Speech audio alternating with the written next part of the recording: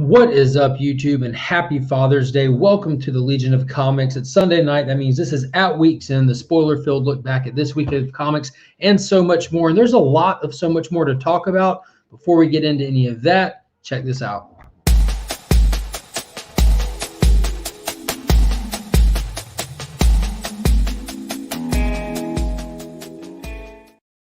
So real quick, if you haven't already, hit that thumbs up, consider subscribing to the channel and ring that notification bell. I'm at 850 subscribers, pushing for 900, ready to hit that big 1K mark. Let's get there. So share the channel out, invite people to come chat and hang out with us. And yeah, that's pretty much it. So let's go ahead and get everybody else in here. We're done with the goofy stuff. So what is going on? We've got the comic vet in the house. Chris, how are you doing tonight? Good, brother. Thanks for having me again. Absolutely. What is going on, Ryan? How are you? What's up, man? Nothing much, man. Just enjoying winding down from Father's Day. What are y'all up to? That doesn't sound like my home is as exciting as what yours is right now. No, the wife put the baby down, and she will not allow my wife to rest if the street lights are on. That's just a golden rule. If the street lights are on, there's no rest for my wife. I can hold her, and she'll scream "Mama" and try to jump out of my arms.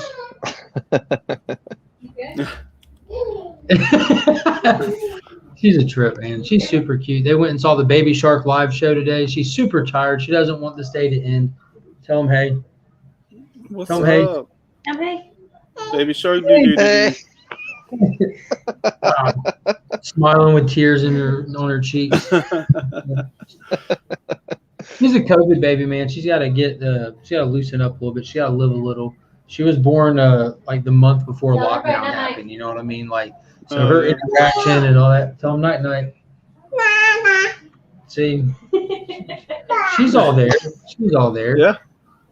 Yeah, but yeah, there's a huge difference between Finn and her, because Finn is a social butterfly. You know, like we were out there. You know, we eat out with friends multiple times a week. Always see people in big groups and everything. Have our friends. Yeah, he was a carry-on kid. I'd take him everywhere with me, and like there was never like, oh, let's go drop him off with the parents or the babysitter or anything like that. It's just not. If Finn's coming, it was never a thought to even leave him behind. And then with her, no one could leave anywhere, do anything. It's total opposite. And seeing how that affects them differently is wild. But every time she gets to go out and do something, it completely changes her personality. You can see it. It just opens her up. Like light bulbs are coming on. It's really cool. But let's stop talking about personal lives on the channel, right, guys? Now, let's say hey to the chat real quick. Ruben, it is Father's Day, so yeah, seems appropriate. Yeah, it kind of is appropriate. Thank you, Ryan. Look at Ryan bringing that back on topic. Luis Ramirez, thank you for stopping by. Remy Q Studios up in the building from Pocan Joe hand delivered that resin encased comic book for Remy Q to play with coming up here soon. So that's good news. He hand delivered it? Hand delivered it. That thing was not light. Oh, whoa. I mean, he drove it. He didn't like literally walk it in his hands or anything like that, but they don't live. I thought he was going to mail it over. Yeah, he mentioned it in his video that this thing is way too heavy to mail. He might as well just drive it. It'll be one of those FedEx truck deliveries that you're always like, man, I bet my neighbors are looking at me weird now. Yeah. Mars Comics, what's happening? Digger Jim is up in the chat. I appreciate you stopping by. How are you doing tonight? Let's see. Boom, boom, boom. We got Flash by Night is up in here. What is going on? Comic-Cade is up in the building. Thank you for popping in just for that bit. Things are going pretty good. And thank you. Hope you were able to celebrate Father's Day with your family as well. Alex from Tapia's Family Unlimited Comics. Him and Ryan had like a small pissing match in a private group earlier. It was pretty entertaining. It was just a 1-for-1. It was awesome. Que pasa, Mufasa? Yeah. Have a We got chest Scott up in the infection. chat. What's That going on, sounds- boys? It starts early. Like, And then we got Pocan Joe is up in here. As always. Yeah. What is up? We got K Titus all the way from Japan. How is it going? Well, I hope you get over that soon. I'm sorry to hear that. And Tyler from Shatterglass Comic Reviews, aka Whack Comics, is in the building. He just posted a hilarious video today, and also an amazing video. He did his first commission cover on a comic, so be sure to go there and check it out. You will be surprised. We got Adrian Panoff 316 in the building. What is up? Hello, hello. So, yeah. Adrian had a great interview with Jimmy on 10 questions. He did. It was good stuff. So, as always, kind of just to get the show rolling, just before we start spoiling comics, or in this case, we got the third episode of Loki. Or was it the second? It was the second, right? Yeah, numbers. We'll save some of that for a little bit later, but just kind of going over some stuff that's kind of caught my attention this week. You shared it, that picture of Michael Keaton on the set of Flash, but they also have posted a few, it looks like suit logos, like the updated Flash suit logo was posted to social media. Michael Keaton's Batman was the first one that posted with a little blood spot on it. And they also posted. Wasn't there like a Supergirl reveal or something? And the Supergirl one as well, which it has like the Zack Snyder style Supergirl, and it looks like it was just like red shoulders and blue toward the bottom. It looked really cool. I was impressed. The image was in slow motion. It was amazing. It was fantastic. What is going on? The White Shadow himself is in the building.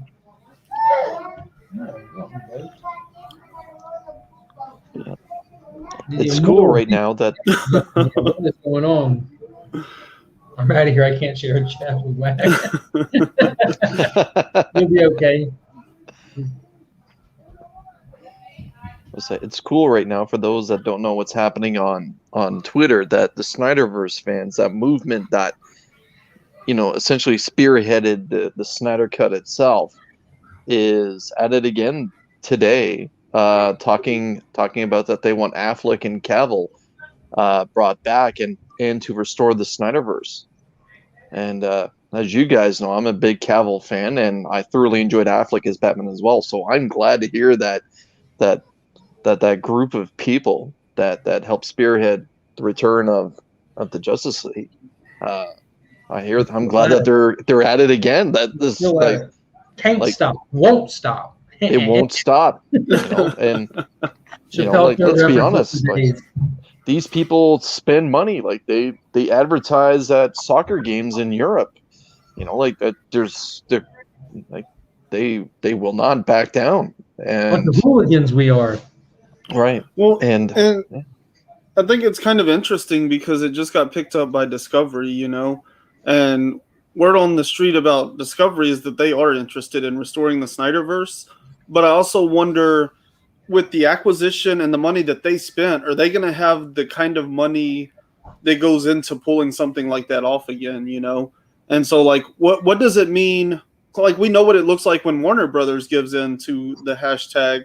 What happens when Discovery gives into it? And, what is their version of the Snyderverse going to be like? I don't know. But I want to talk about this comment real quick. Flash by Night said, people, including Tom Taylor, are thinking Supergirl may be from the Injustice universe, which is really interesting because I guess because of the suit design, the little tease of the way the suit design is, I don't know what else they could have to really go on other than that. But just knowing like the dark future the nightmare future we were introduced to in the Snyderverse already, and then with a Flashpoint movie where obviously with Keaton in there already, anything's on the table. Like that would be dumb not to lend from it. I mean, if the CW TV shows can bring Ezra Miller in just to point out that anything can happen, why would we not expect something along those lines with this? Whether they restore it or not, at least some form of fan service to it. And an Injustice Supergirl could easily be your Snyderverse Easter egg for the movie, if anything. I just want Man of Steel too. For me, it's about Superman. I just want another Superman solo movie. yeah. Number one.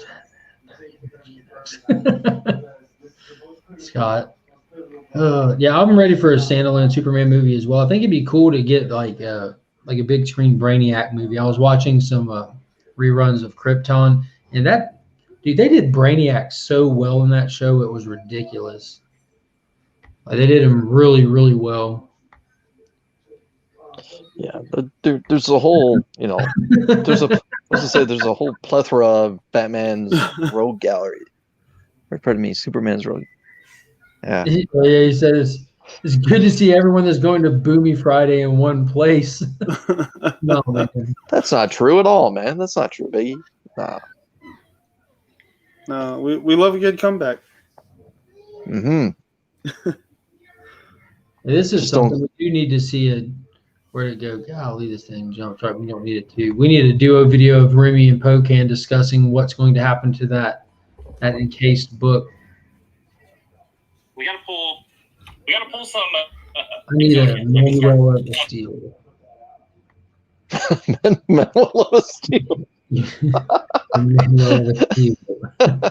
What is going on, John? That sounds like a Saturday night skit, just right there. Happy Father's Day to you as well. I was just watching his John's Comics with Kids yesterday morning. Well, I was just watching the replay of it. Good stuff. Every Saturday, it's kind of like routine in the house that as I'm getting ready for to shut down the kennel and go on my lunch break, is right when the show starts. So I fire it up right as I'm leaving. I'll listen to it as I go through the drive-thru at Taco Bell, and we have Taco Bell for lunch every Saturday. And kind of, I got the kids, and he got his kids on there. What do you get at Taco Bell? With anything that's Hispanic food, that's like a buffet for people who don't eat meat. There's like rice and beans and a bunch of vegetables. Okay.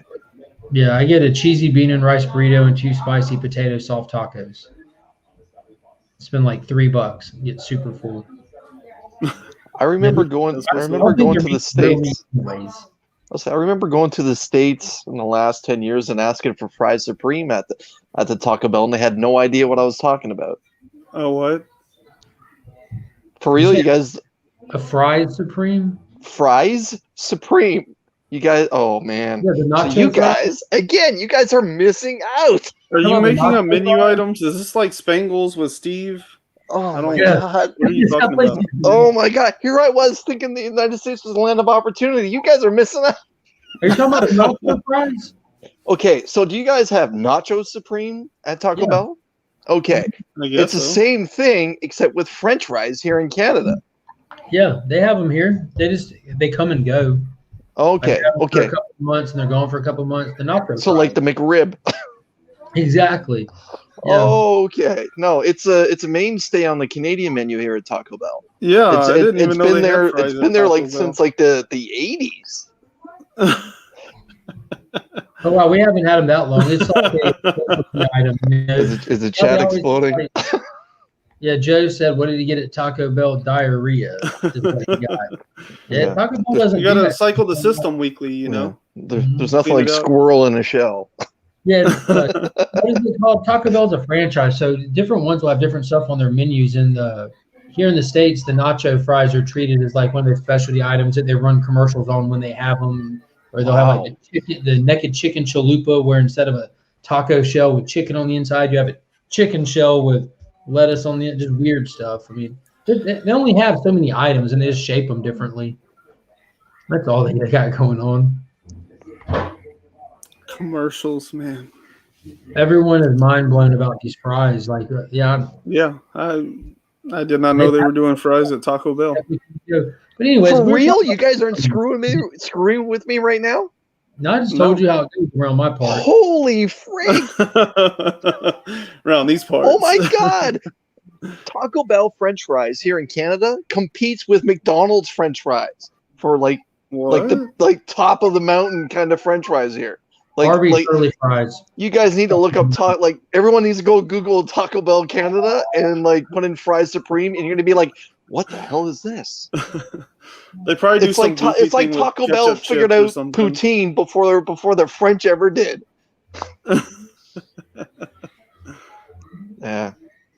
Anyways, I'm I did the black bean like crunch like in Canada they have 3 That's sizes. pretty good. Like Yeah. it's They come in it's just 3 a part of sizes. We don't even have one size. I've well, never like heard small, of this. medium, large, then fries supreme, and like there's like my god. Everything's just a extra big ass order in the States. Well, yeah, I know there's the Texas size of everything, right? Yeah. Mhm.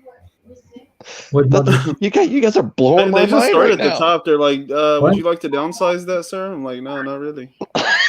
what? Hungry? That's how it is around here, man. Supersize me is just a way of life.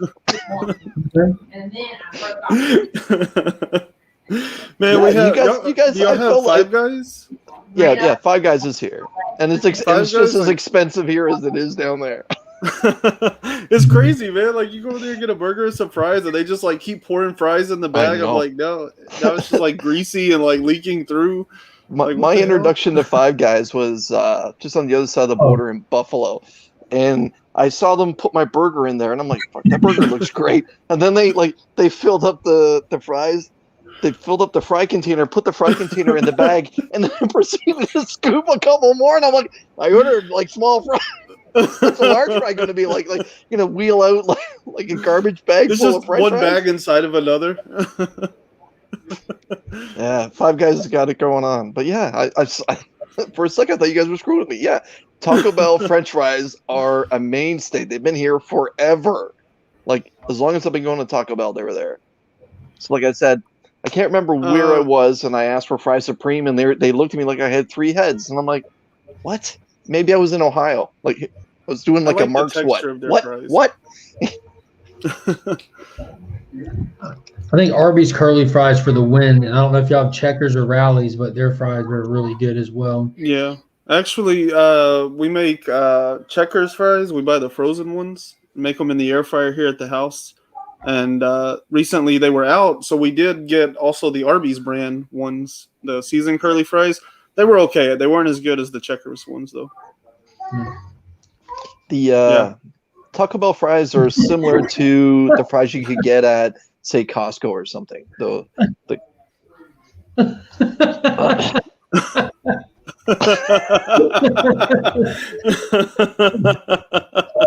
See, I'm mad that we don't have Whataburger anymore. The last Whataburger that we had in Augusta closed in like the mid '90s. We really only had one here.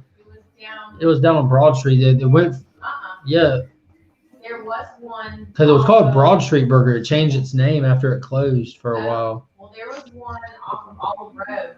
Oh yeah, I know what you're talking about. It was right there. Now that they changed that over and over again to like Hot Dog Palace or French Fry Farm, just a little trapped out store that doesn't make it long. I thought they were Not called gonna lie, Freedom Scott, Fries I'm in not the that big States. into, yeah, they're supposed to be, but Not that since is the terrible marketing. I agree, Scott. I'm not really into curly fries. They're okay, but My only claim to fame was designing the interior of all modern cookouts. We cook out here regularly because we have them close by and you can get anything at cookout. Well, I thought you meant like cook out in the backyard.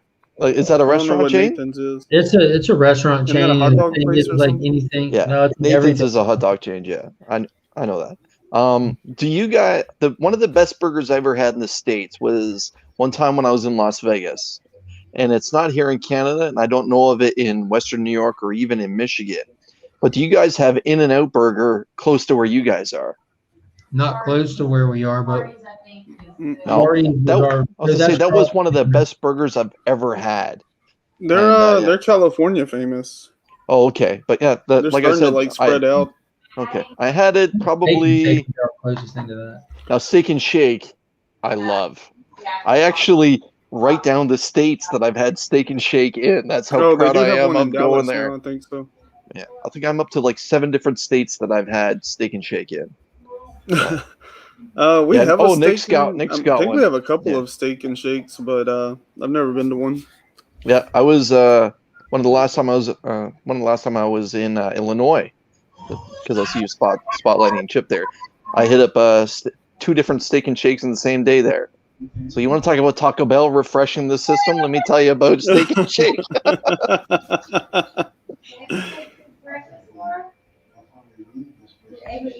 Oh man, they're all the way in Virginia. I didn't realize Okay. that. They held Yeah, out for a while though. They were only in California for a long time, I think. Yeah. Vegas is the only place I've ever seen it. Mm. Okay. What state? What state is Stafford? What is what? Mars just said that there's one in Stafford. In Stafford. What Stafford and Houston? is Stafford in Texas?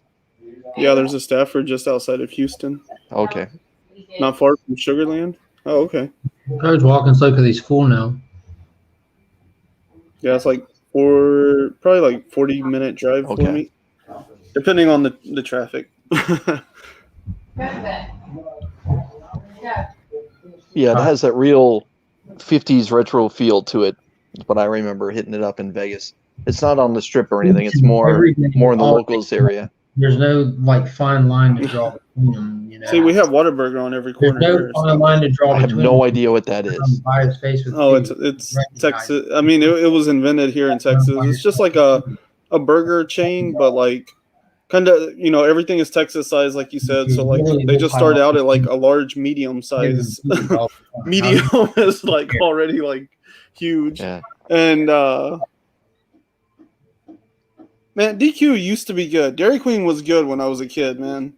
Probably because I was a kid, but it got better. Anyway, yeah, Whataburger, Dairy Queen, I think is also a Texas thing. But yeah, Whataburger, they came out with like a 5-inch hamburger when everybody else in the business was doing like 4-inch hamburgers. And they started with just like large portion sizes, and they were from here in Texas, and they took off pretty quick. So you guys measure your burgers by the inches? That's awesome. That's what you took from that. That whole thing you just said just blew my mind. The Canadian brought up fast food and the U.S. chat blows up. That's what we do here, man. That's what we do. You exposed us. It starts off by saying blame Canada, and all of a sudden now there's lots of love for the Canadian in the house. Yeah, the taquitos at Whataburger are pretty bomb. They do them with like it's like eggs and a tortilla, and then they put like you can get like little hash brown sticks put in there, or like bacon or sausage or whatever. And it's just like a little taco, but it has a unique taste. It's Whataburger brand, So Chip just said that he orders from the children's menu.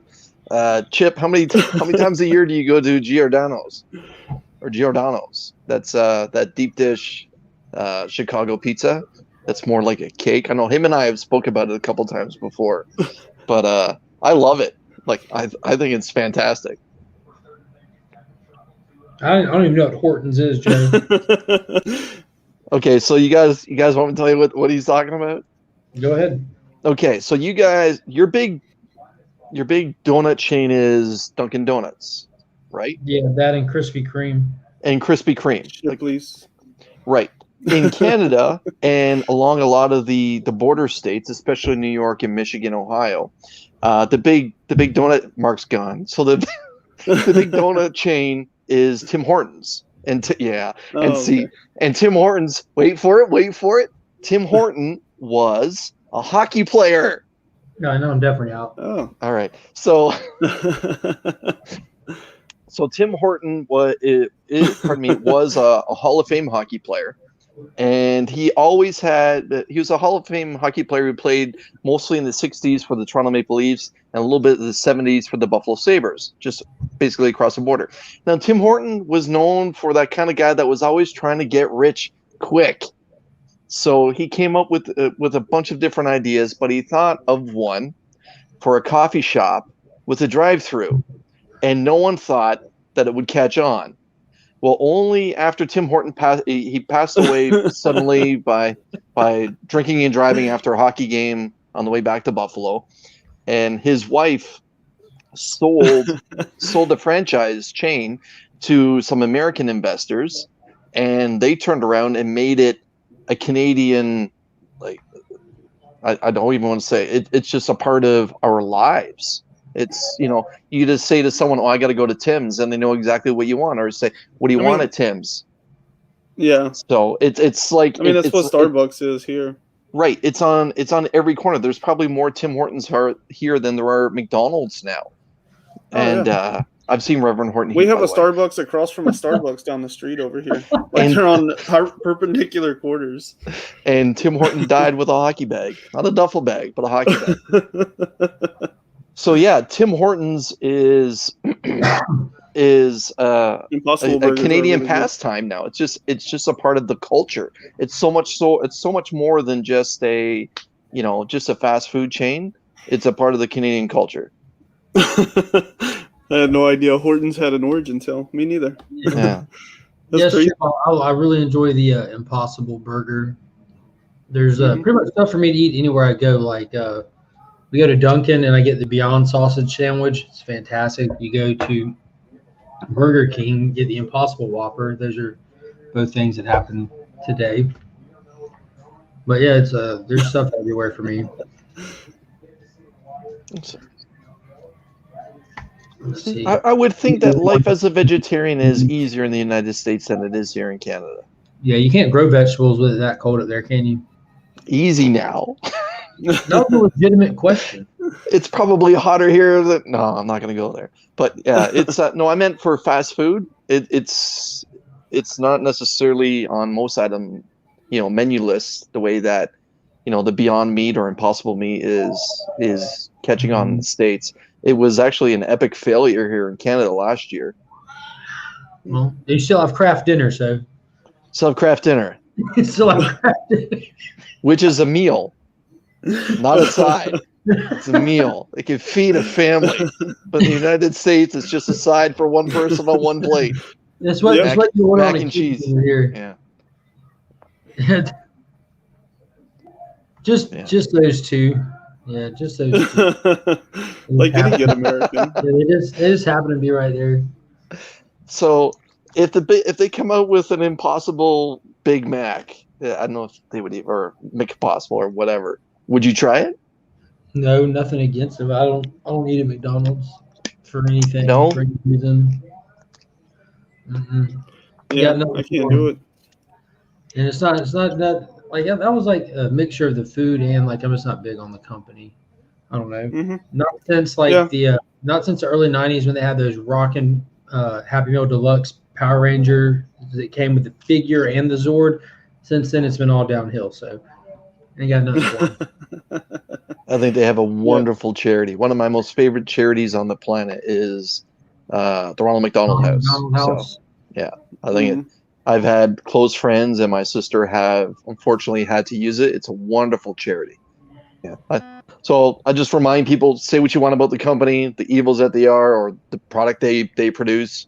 Just on the flip side of that, they do have a wonderful charity. Chi-Chi's. I remember Chi-Chi's. I haven't eaten at their charity, but I'll try it sometime.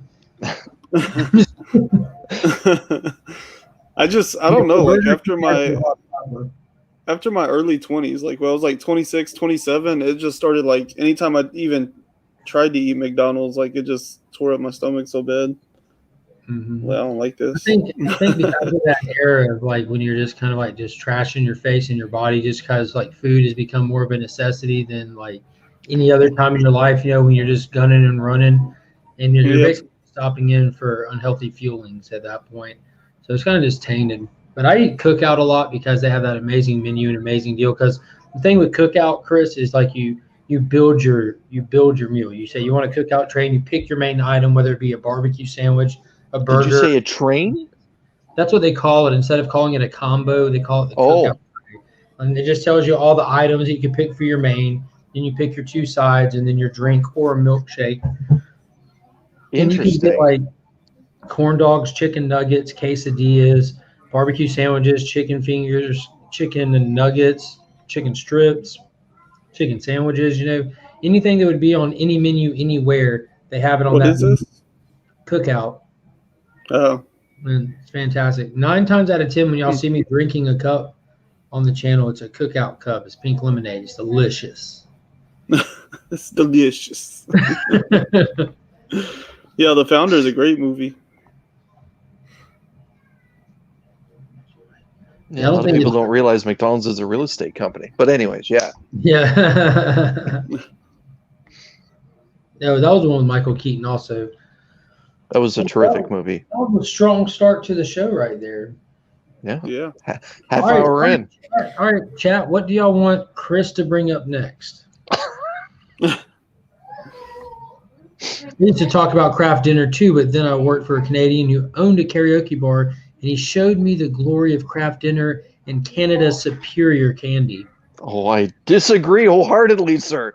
The United States has given me the greatest bit of heaven I can put in my mouth, and it's called the whatchamacallit chocolate bar. That is just pure heaven. When I go to Walmart's in the United States, when I go to the United States, I stock up on whatchamacallits, especially the king size. Not that little bad boy. Get rid of that trash. I want the king size whatchamacallits. They are fantastic. I liquefy it. I drink it. I shoot it up. It's just awesome stuff. I've never had a whatchamacallit. Really?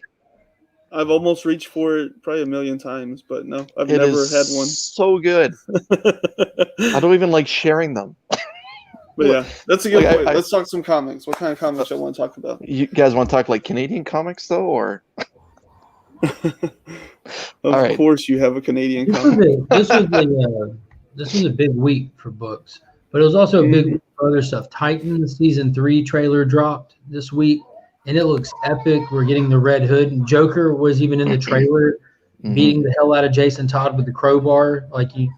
The end of last season, Jason split off, and this one you see him just kind of wandering into what looks like Amusement Mile, and it's all ran down, and he just hears the laughter. He sees the people tied up with the smile force frozen on their face and stuff, and a few clips later, you just see, in the dark, in the shadows, Joker just wailing on him with a crowbar, man, and I was pumped. Then you just you get one shot of him as Red Hood stepping up, and the mask is nice and reflective, and I was like, dude, this looks amazing. It looks so good. I'm thoroughly pumped. That's me and my wife is we make time to watch that when it premieres every Friday. I'm excited for it to finally come back. I feel like it's been a while. Did you guys check out Sweet Tooth? Yes. I watched the first episode or two, then my wife binged it while I was doing other stuff. I watched the first 4 or 5 episodes, and I was digging it. And then we did, I think it was the Thursday night show, and so she just didn't stop watching. And it's a perfect show for your wives and girlfriends. Yeah, I turned it on the next morning. I was like, well, let me see where she stopped. And I turned it on, and it was season 1, episode 1 again. I was like, oh, she watched the whole thing. And we're right back to food with Sweet Tooth. Hey, but I didn't bring up who created Sweet Tooth, so yeah. I want more. It was a nobody. Or how many new sponsors he has.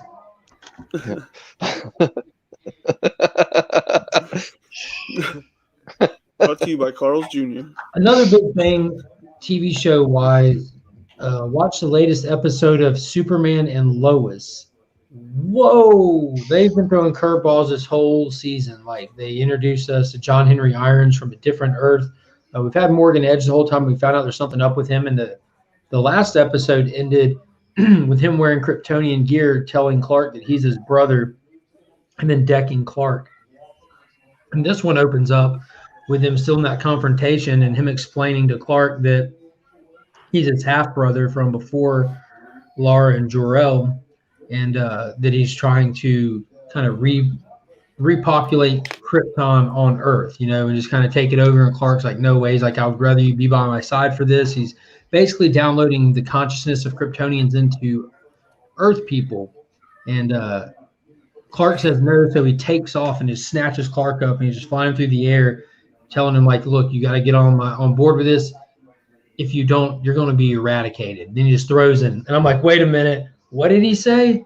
And it turns out, they gave us the Eradicator. So we haven't got the full-on body of the Eradicator. We have the AI who's putting consciousnesses into people. But by the end of the episode, the Eradicator AI is in the Fortress of Solitude, where in the comics is where it constitutes its own body and becomes its own thing later down the road. So that would be really awesome. So getting the Eradicator in itself was great. So that was a huge win. That show is continuing to deliver every single episode. It shocks me how good it is, and yeah, I'm just I can't wait for more of it. That's I'm proud awesome. of you, Scott. Yeah, that's Bunny Mask. The book I is have so that right strange. here. That's why I went for it. Had to see what it was all about. I hit play something on Netflix the other day, and it brought on this show called Manifest, and now my wife's in that spiral. So good for her. I thought it was like such a mediocre show, but she seems It to really, enjoy it. So it really is aggressively. It is absolutely top notch. Yeah, and can't blame Morgan Edge either. Can't. Yeah, it's not even Morgan Edge. It's just his body with somebody else's consciousness in it. It's apparently before Laura found Jor-El and actually fell in love. You know, with the whole structure of Krypton, you were assigned marriages, and it was from her first assigned marriage that you know. So we'll see if that plays out, if that's the truth, or if that's really how they're going to kind of put it into the show. If that's just the Eradicator saying what needs to be said in order to get Clark on his side, or who knows? Who knows? They've been throwing all kinds of curveballs, and which has really been the funnest part of this. They've definitely caught the essence of Superman yeah, proper. You know, they have completely caught it, but they're able to play with it more. It's really cool. So it's not predictable at all. that's cool. It's good to see the golden age of Superman and all of his deconstructions these days. Mm-hmm. All right, y'all want to talk some comics? We've been here for 36 minutes and 48 seconds. Ryan, you ready to show off some books? I'm just. I got mine, Mark. Okay. I came prepared. I didn't do all the homework. My bad. You're good, man. I know you're preparing for other stuff. I picked up Weapon X Final Flight from the Heroes Reborn storyline that's happening in Marvel right now. I believe it's just one shot. This fantastic prison cover, Catwoman 32. I know Ryan loved that issue. Time Before Time, issue number 2. Mark's hot pick from last week, Supergirl. Woman of Tomorrow. Smart pick. This fire covered Nightwing, issue 81. Good book. Miles Morales, the Clone Saga continues.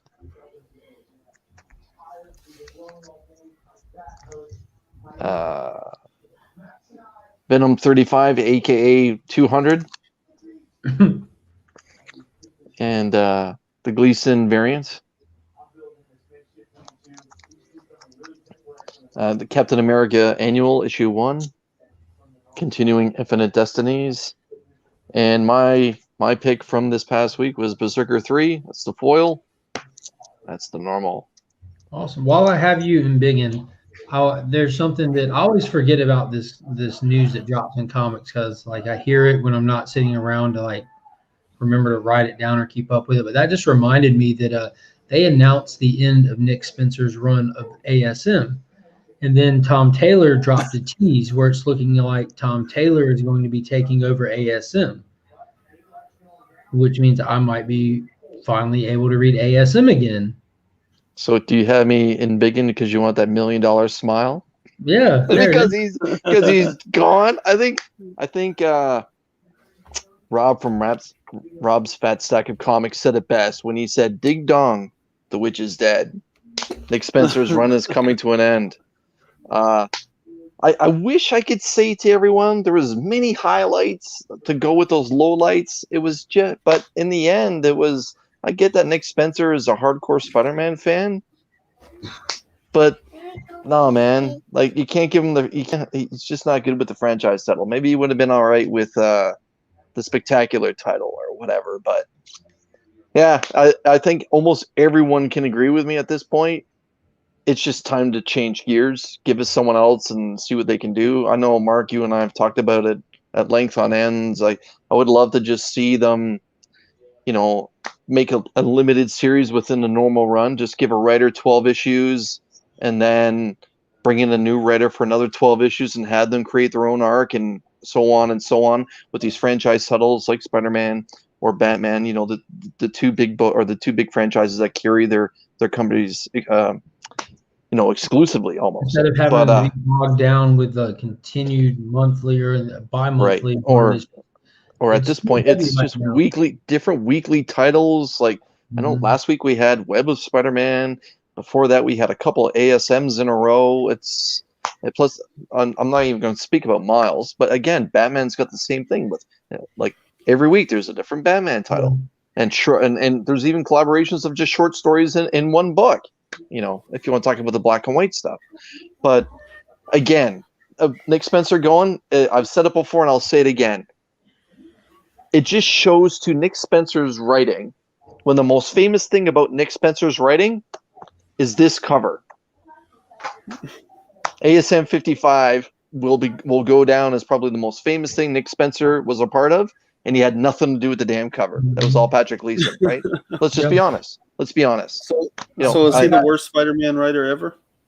Probably not, but probably so. The Dan Slott stuff, I was just... It always comes back to Dan Slott. Oh man, like I know Stan Lee would probably differ from me because he didn't like Jerry Conway, but Jerry Conway gave us the Punisher. So, but yeah. Louis says Spidey needs to grow up, get married, and have a Spider family already. He did, man. You need to read Dan Slott's Renew Your Vows. Or don't, Louis, because he just told you it's horrible. Yeah, it was. The best thing about Renew Your Vows was the variant covers by J. Scott Campbell.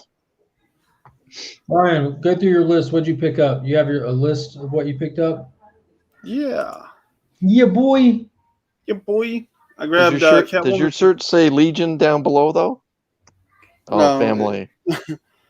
Okay. My wife, she chose family over Legion for whatever reason. So, her choice. I picked up Catwoman 32, the Jenny Frison variant. Compass #1 from Image. I read Flash 771. The Many Deaths of Layla Starr #3. I got the foil B cover because that's all they had left when I got there. But Nick's Kicks and Comics has the A cover on the way here, so it should be here probably, I would guess, Monday. I was surprised it didn't show up yesterday because last time he sent one, it took like a day or two. It was crazy. I read Nightwing 81. I read Project Patron #3. I read Radiant Black #5. Seven Swords #1. I picked up Static Season 1 #1, the A cover. Picked up Supergirl Woman of Tomorrow, the A cover, and Ultra Mega #4, the A cover. So it was a solid week. There's a lot of good stuff. Let me burn through these real quick. 7 Secrets #9. Fantastic issue. This series continues to deliver. It's just continuing to just open up to a bigger and bigger world now. It is nuts. Batman Legends of the Dark Knight #2 wasn't a bad read. It wasn't anything great. Berserker #3. This is the copy I pick up for one of our friends because he's getting it as well. And that does say something for this. Like we have a buddy who doesn't collect and read comics on the regular, but he heard about this coming and asked me if I knew about it. I'm like, yeah, of course I know about it. He's like, yeah, I want to read it. So I pick up a copy for him and myself, and so people outside of just your regular comic books are even aware of it. And that goes into what Ryan mentioned about how valuable will this book be down the road when it drops, when everybody has a copy, Even like that, he wanted it before he even knew it was going to be a show. He just heard Keanu Reeves is doing this crazy wild book. He's like, let me check that out. But I got the proper cover for Venom 200. Yes, sir. That Gleason variant. Yeah, that's awesome. Yeah. So good. It is. And then I did 2 cover buys this week. I'm so mad at myself about that. But Nightwing 81, it's that Raphael Grizzetti cover. It's the weird shoulder variant, but these covers are so wicked, man. He's a good artist. Supergirl #1 by Tom King, fantastic. Flash 771, which I enjoyed this thoroughly. I'm excited about where it's going, and that is Ryan's favorite cover right there. Ryan announced it was his cover of the week.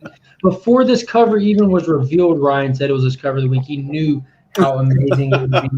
Look at that. Come on. Odd Even shoulder. you have to be honest. That is not a great cover. It's Yeah. like he You had too might not much hate it Taco as much Bell as and I he do, can't but get there's up. no way you think it's a good cover. It looks like he got hit in the face with a shovel. Like He like had a he was couple laying down to- chalupas and His he's whole afraid to body got, move. like stretched around a bar. Yeah, I love the colors on it. I love everything. Like if you just take off that right there, like they kind of did Yeah, weird. it's on just the character. But I think love- the colors look great. I love the like geometrical design of it, But oh yeah, boy, that character looks rough. what is going on? Soul Twice. They should Weird have shoulder got variant. to come in and do this cover because he would have done it justice. Check him out on Instagram if you want some art done right.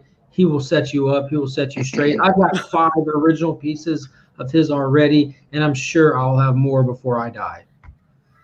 So yeah, if you can't tell, this story is going to cool places. I'm excited to talk about it tonight because I am in the minority, I believe, of people that enjoy a certain story that ties in heavily with Wally West that is controversial at its core.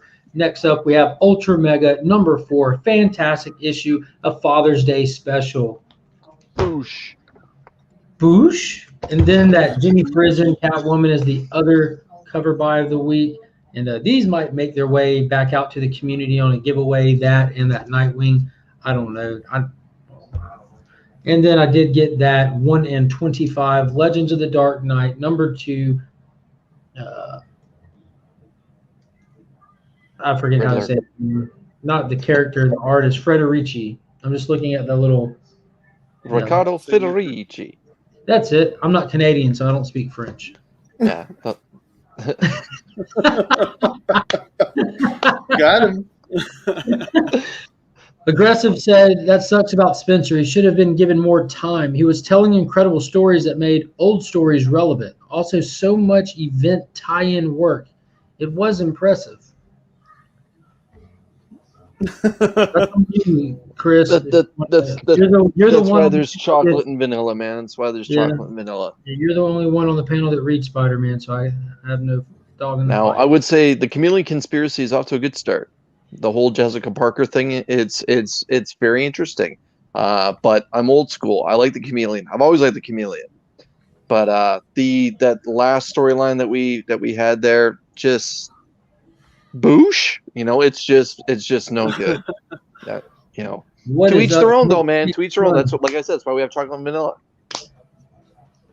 Yeah, I actually had said it Tuesday, Joe, when I was doing the my little live hangout Tuesday, and I was talking about this cover right here that I was certain that this one of these would find their way into your house because isn't the Riddler your favorite villain out of the Batman rogues? If I remember you mentioning that.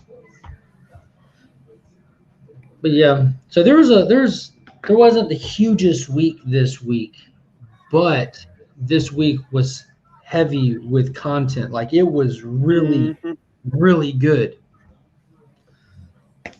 A lot of good I stories did not told. read Catwoman. I know that Chris just read Catwoman. Ryan, I know that you're a constant on that. What were your guys' thoughts on that this week? Did you read it, Chris? I flashed through it, and Mark's children were saying hello to me while I was trying to do it. He wanted to hop on here 30 minutes before we go live and read. And Finn's like, "Hey, I got a computer. I'm wearing Superman." It's true. Like, Lesson hey, I'm learned. 3. I have 10 million questions, and none of them have real answers. It was all about like Taco Bell French fries. No, but all kidding aside. No. Yeah. So, I mean, this issue, I thought beautiful. this was good. The interiors are fantastic. Like I mentioned that to Mark. The interiors are just fantastic. I know we could sit here and talk about Romby all day, but the interiors for Catwoman 32, just stunning. Yeah, I love Alleytown. The way they do the lights on the cars and everything when they're interrogating. Yes. The perspective it's told from, like you feel like you are like handcuffed against a wall right there, looking up at him. And it's all like blinding, and you're just like, crap, I want to tell them the truth so I could get out of here. Right. Even when they like the beginning when they're in Europe, you really believe that they could be on the Mediterranean. And it's Yeah. Evan Kagel or Evan Kogel, who does the interiors. But yeah, you're right. The what Ryan was talking about, the lights in the background. There's an interrogation going on of some young kids by some Chase cops, down some young punks. and there's headlights in the You really background, want to and go it's Selena like Kyle. really well done, like a la J.J. Abrams when it comes to, Yeah, lens flare. right. Yeah, this story, like, very well written. It was really good. It was a fun read. The only thing is, like, it's all filler. Like, it means absolutely nothing. But they're cool stories, and they're well told, and the artwork is absolutely beautiful. The cover's amazing. I just hate that, like, it was just like all filler. It was like in fact the issue's called "Who is Catwoman" on the cover. I was going to say it's just another retelling of her origin story, just different different moments in her young life, and then her teen life, and then present, and then flashing back and forth from Italy, or pardon me, Sicily to Gotham. I mean, the one cool thing about the stories is, like, in Batcat #5, Tom King plays with Catwoman's morality, and he puts her in similar situations to those, and she has to make decisions, and her decision doesn't always align with being the hero or even an anti-villain, and so I thought this issue was cool because it also touched on that, because it shows, like, the whole reason that, like, she did half of what she did was just to prove that she could do it, but it didn't actually make any sense in the grand scheme of things. But there was definitely questions of morality on both sides of those. The biggest thing I took away is just she's not afraid to show how large her ego actually is. It's incredible. It is. There's nothing good about her. She's a villain. Like, let's just be honest. She's just a villain. And she is not an anti-hero. I got to give a quiet nod to DC and both Image this week, who and I mentioned it to you guys backstage that they made commentary about the passing of John Paul Leon, the young artist who passed away earlier this year, at the back of Time Before Time, or Time After Time, pardon me. The Time Before Time. Time Before Time. They mentioned JPL as well there, and he actually did one of the variants for issue #1. So I'm glad to see that they gave a little nod to JPL passing away. He did do a Batman story that was well received a little while ago, Creature of the Night. But I like again, Mars's picks there. The Catwoman 32. Buy it for the cover, enjoy it for the story. Yeah, it was a very good book. But let's ask the chat this. Just one question to the chat.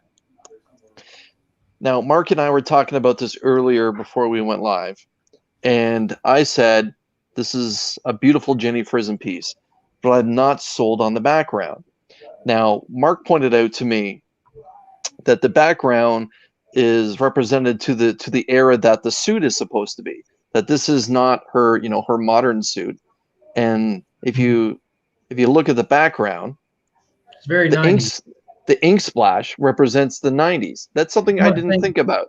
I'm not saying what her intention was. I'm just saying, like, as soon as I saw it, I thought two things. One, that's a huge big up for Jenny Frison that she can do something the same color on the same background and it still stands out. Like, there's no problem making out the image. And two, that's the Nightfall era Catwoman. That's like my favorite Catwoman suit. Only reason I bought it. And that just screams the time era to me. So my question to the chat is, do you like the background or do you not like the background? I think almost everyone can agree that the image that she created of Catwoman is just fantastic, on par for exactly what Jenny Frison does. She's quickly becoming a master. Let's be honest. Mm-hmm. I just didn't like. I thought the background was something maybe DC did themselves, because I'm used to seeing her just have the blank backgrounds. Mm-hmm. Like maybe, but the chat did they like it or did they not? Ryan, what did you think? I know that you picked up the Frison as well. Mm-hmm. I really like it. I think, like, I like the negative space thing is kind of becoming a trend right now. Mhm. And I like it, but I thought this was like a better take on negative space because you have a flat background, the same color as her suit, but all the lighting and shading makes the model become very three-dimensional. And because that three-dimensional shading pops off that flat design right behind it, to me, it just really makes it, I don't It's know, really different, gives it that's a for sure. certain pop that makes it stand out to me. All right. Did you read? I don't. Did you read Berserker? Nuh-uh. So you're not going down that river. I know that you read Berserker 1, but you skipped Berserker 2. Yeah, I wasn't a fan of the pacing in that first one, and the subject matter doesn't like totally hold my attention. So Well, I know that you haven't read read this. 2 or 3. Time Before Time, man, I kind of read the second one pretty quick, and I wasn't super So did impressed, to I. be I didn't honest. have much time for Time Before Time, but I read it. Yeah, yeah. I don't know, like maybe if I had more time to dedicate to it, so I might try to reread it. But rushing through it, I was like, I don't know, it's a lot of time hopping, and that's not really what I was wanting out of the series because it kept like giving different dates, and I was like, Right. I kind of wanted this to be a pretty like streamlined time jumping kind of thing. Right. I know that you and I both agree that Time Before Time issue 1 was very, very good. I'm Mm-hmm. kind of with you on issue 2. It was, I'm not going to say it's lazy writing or anything, but they're now rushing in. We all know that from issue 1, the Syndicate was the crime group that was sending people to different time periods to go start a brand new life, whether they went back in time or if they went forward to see what happened. This particular issue, they rush in an enemy to the Syndicate, and they're called the Union. Yeah. And with that being said, parts of it's not time, but parts of land are divvied up between the two, and where the FBI agent and the young guy Tetseo, who tries to break away from the syndicate when they steal their time machine and they go forward and they don't know what year they're in when they land there because the FBI agent had the time machine blown up as it was leaving. So when they show up, Tetseo quickly realizes that they're in land where they shouldn't be, and I kind of felt they shouldn't have rushed in the enemy of the syndicate. They should have played that story up a little bit more, give us a little bit more detail on why he's trying to break away from the syndicate as hard as what he is. We saw what happened to his partner in issue 1, where his partner time traveled to a different time and got stuck, and the syndicate just basically left him there, and he lived his entire life in the bad era of time and was a part of wars, was prison, and eventually got out. And when he returned to his proper time, Tetsuo's partner, that is, he was an old man. So they touched on that a little bit about the old man, where he was kind of cursing and swearing at the syndicate's boss, but that's all we really got. There wasn't much more of a buildup of the syndicate, and that's something that I really wanted.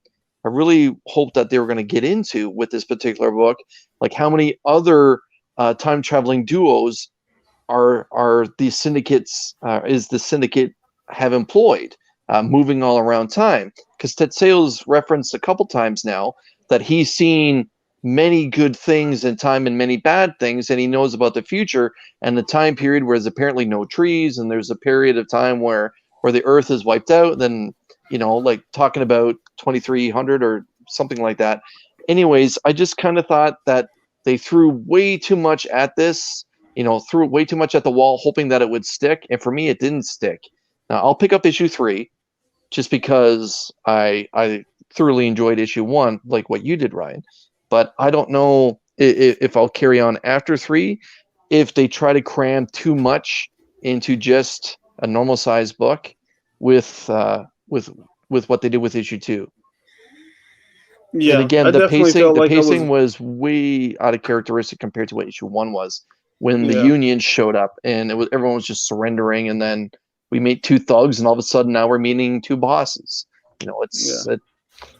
It was. Yeah, I felt like I was like missing information or something half the time. Yeah. So I was like, I don't know, maybe it's how much time I put into reading it, but I don't know. I might just trade weight that story because especially if they're going to be doing a lot of time hopping, I would much rather read that in trade and kind of get like a whole story out of it than keep trying to keep track of like 3 and 4 different timelines issue to issue, a month apart. What are we talking about? Batcat? Time before Oh, time. you want to talk about that too? I'm just kidding. Oh, Time frames and stuff.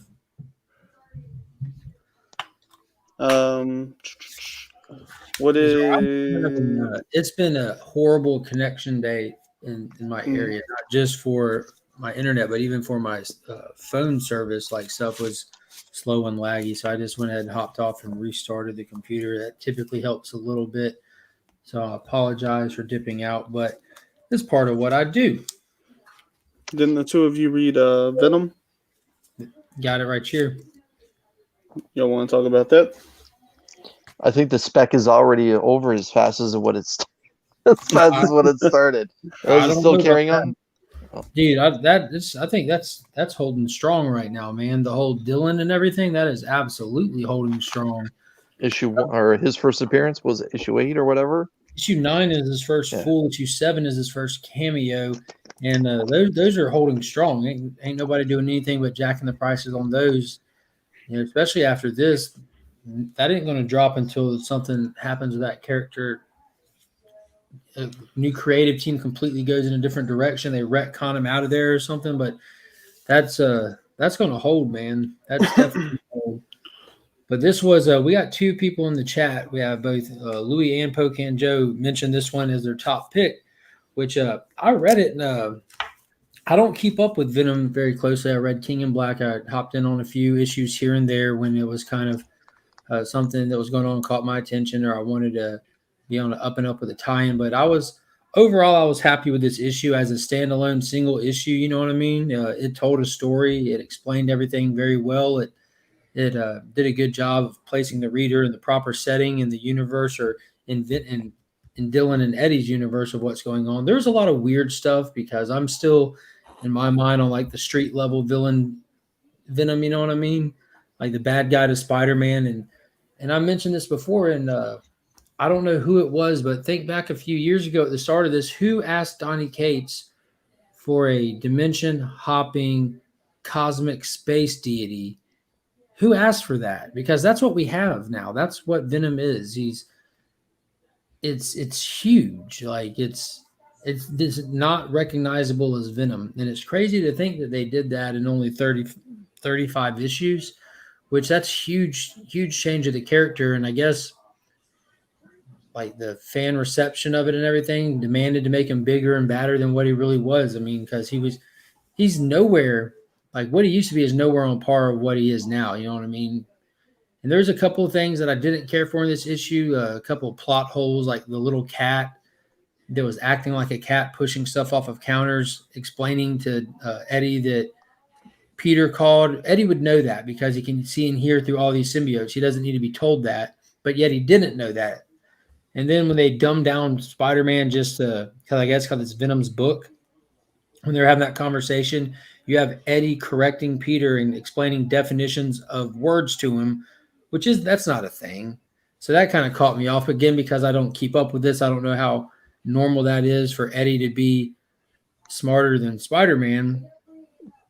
That's the part that threw me off. Like let's be honest. Peter can handle conversations with Tony Stark and Reed Richards.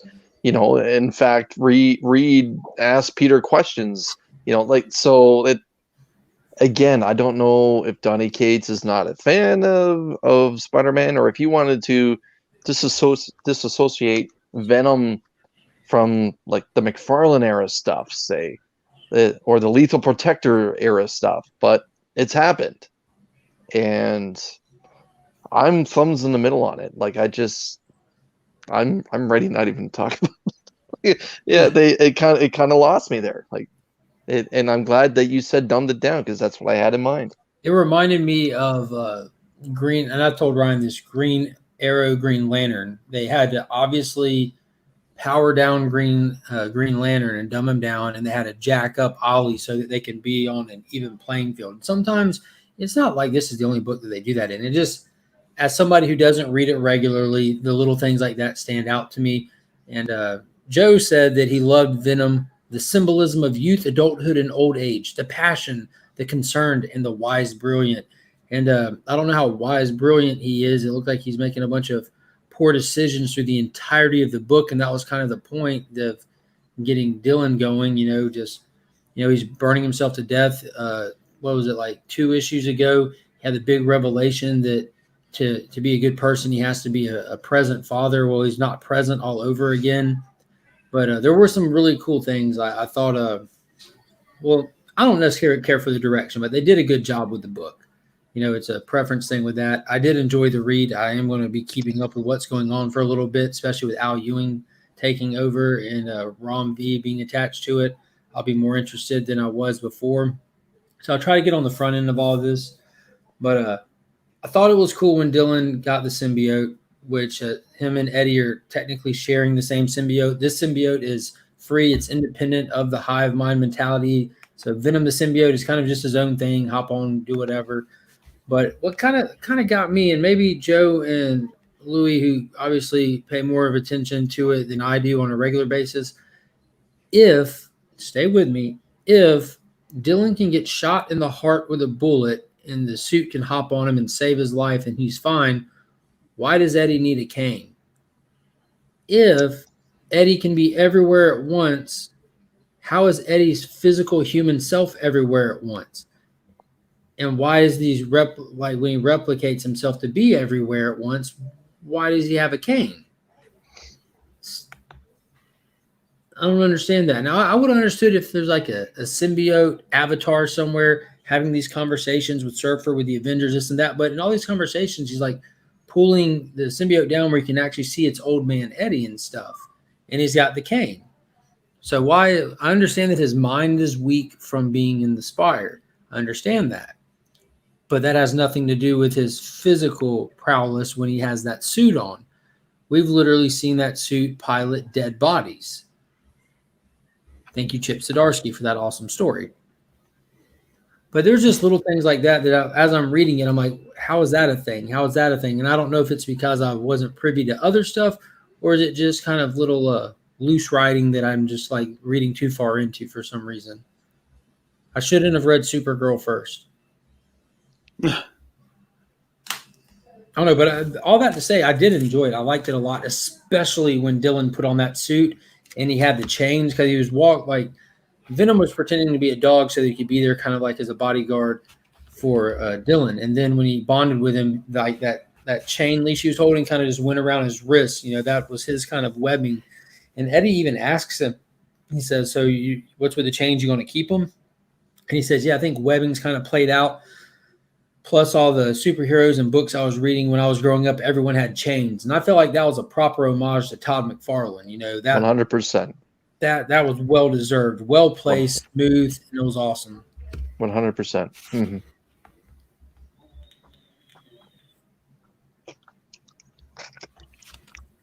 What do you think, Chris? I thought the best part was the symbiote and Dylan bonding. The imagery was very cool. It was actually very well drawn. I felt that there's a lot of lazy work done by Marvel this week when it comes to art, but it was okay. But the one thing I've been waiting to say is bring on Al Ewing. Yeah, if we're going cosmic, see now I'm a little more confident with it, because Al Ewing can do that cosmic stuff, man. We only find them when they're dead. So I'm excited to see that. But it's kind of weird. He's kind of balancing it with a very grounded writer from what I've seen with Rom V.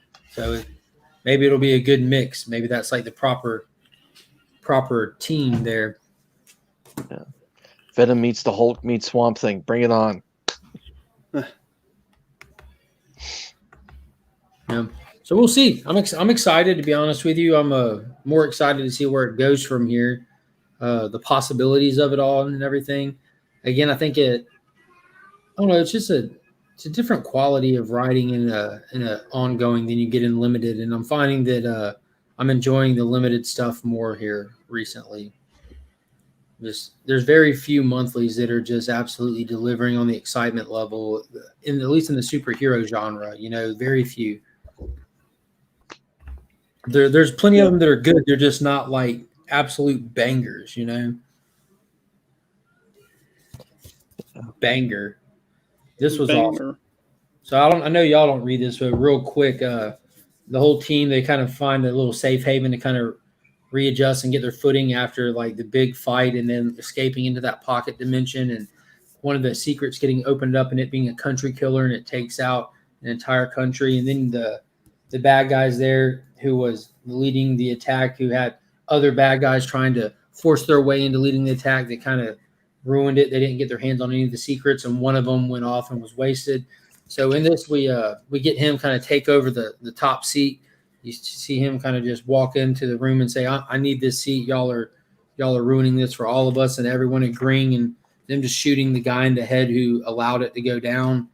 But the coolest part of this was, after the big thing that you have the holders and the keepers and everything who keep the secrets, and there's always been one that knows all of the secrets. Whoever's holding one of the secrets knows what's in the case, but no one else does. But one person in the order knows what all of them are. And Caspar, our main character, his mom gets nominated to be that person, since the woman who it used to be was killed back in issue number 5 or 6, one of the two. And there's a scene where she goes through and all the keepers come and show her the case. And it was awesome going through it, because you get to see her reaction to all of them. And some of them she's like, oh, that explains a lot. And then other ones she's like, I'm sorry you've had to bear this alone. And then some of them, they're so secret, they had to be whispered to her because the case couldn't be open. And she just gets like all big-eyed, and she's like, oh, my God. And then finally one comes up, and the person is in this wicked little, I forget what it's called. It's like a plague doctor kind of looking suit, with a bird beak and everything. It just says, don't scream. And happy Father's Day.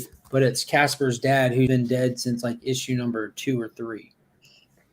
So it was a Father's Day sleeper issue that he's back, and they ended that on that cliffhanger. How it's really him, if it's really him, we don't know. So I'm excited to see where that goes. This book, Tom Taylor, continuing to deliver. Bring on Spider-Man. Oh, this is another good point real quick. The Maker, and the Maker is a good villain too. So they brought him back in Venom 200. There's also this whole Council of Reeds, like a bunch of Reed Richards. So I'm excited to see what they're going to do with that. But yeah. So like the Council of Ricks? Yes, they're ripping off Rick and Morty on the week that Rick and Morty drops.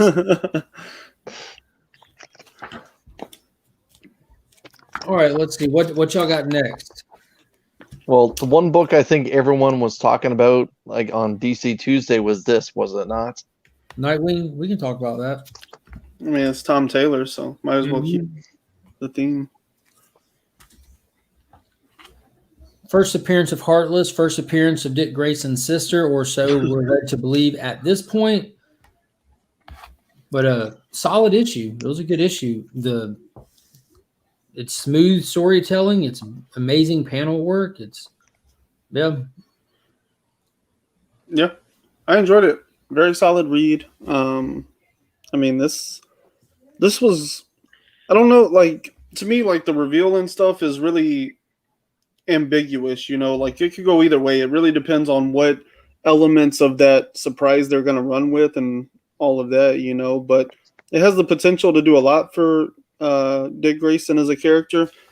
It also has the potential to, like, kind of ruin some of his, I don't know to say like ruin, but it just kind of like would change him a lot, to come out of this as like not an only child anymore, and what was really going on and what is his real connection with the mob and all that kind of stuff, So I think it could go either way. I trust Tom Taylor to go in the right direction with it, but it didn't like blow my mind because I feel like it's still kind of ambiguous what this actually means for him as a character. Yeah, I don't believe it, to be honest with you. You have this insidious crime lord mob boss coming to Nightwing. Hey, I'm your sister. Like, tell me she might not have other plans. Like, this might not just be a coup of some sort, or That just seems weird backstory writing. Like, how would he not know that he has a sister? It's not like he comes from a broken family. You know, that was a tight knit family. To be a family of trapeze artists, you don't get. Mm-hmm. It'd be harder to be tighter knit than that. You literally spend every Yeah. weekend together. Like, Well, I how know I many had kids can recently. a mom have and still be a trapeze artist? Yeah, well, I had recently shared a podcast episode from How Stuff Works that or stuff you should know. They did one about like circus families, and that's something that they pinpoint specifically, like how tight knit circus families are, because generally you're traveling all the time, you know. So from a young age, you're traveling all the time. The only people that are constant in your life are other circus performers, and so it's a very insular system of whoever you're going to date and marry and grow up with and stuff. Like that's all the same people, like your whole life, you know. And so, yeah, like I agree with you. It's not like he lost his parents to the accident when he was like 6 months old. This is somebody that he would recognize from, you know, even just being 5 or 6 years old. Mm-hmm. Yeah. And the thing is, like, everyone knows the Flying Grayson's story. Like, it's like the origin story of Robin, of Dick Grayson, has been told countless times, like both cinematically and through comic books. So that was one thing that I was worried about it. And see, that's the point that with the Batman title, like fitting all these characters like Ghostmaker and wedging them into his past in places that they don't fit because it's such a flushed out past. Where can you insert them? Like, how are you going to insert this person into it? Like, oh, it was before you were born, and like it just doesn't. I don't know. I hope it's not his real sister. I don't care about the spec value of the book if it is his real sister, not one bit. I just think it would be weird. I think him being only child is a big part of his character, of why Batman was drawn to him. They shared that common loss and everything. Why it was just it's what makes him such a dynamic. And that's the one aspect that I do like about this. If they can make it work, because I've been very vocal in my hatred for history packing, especially with characters.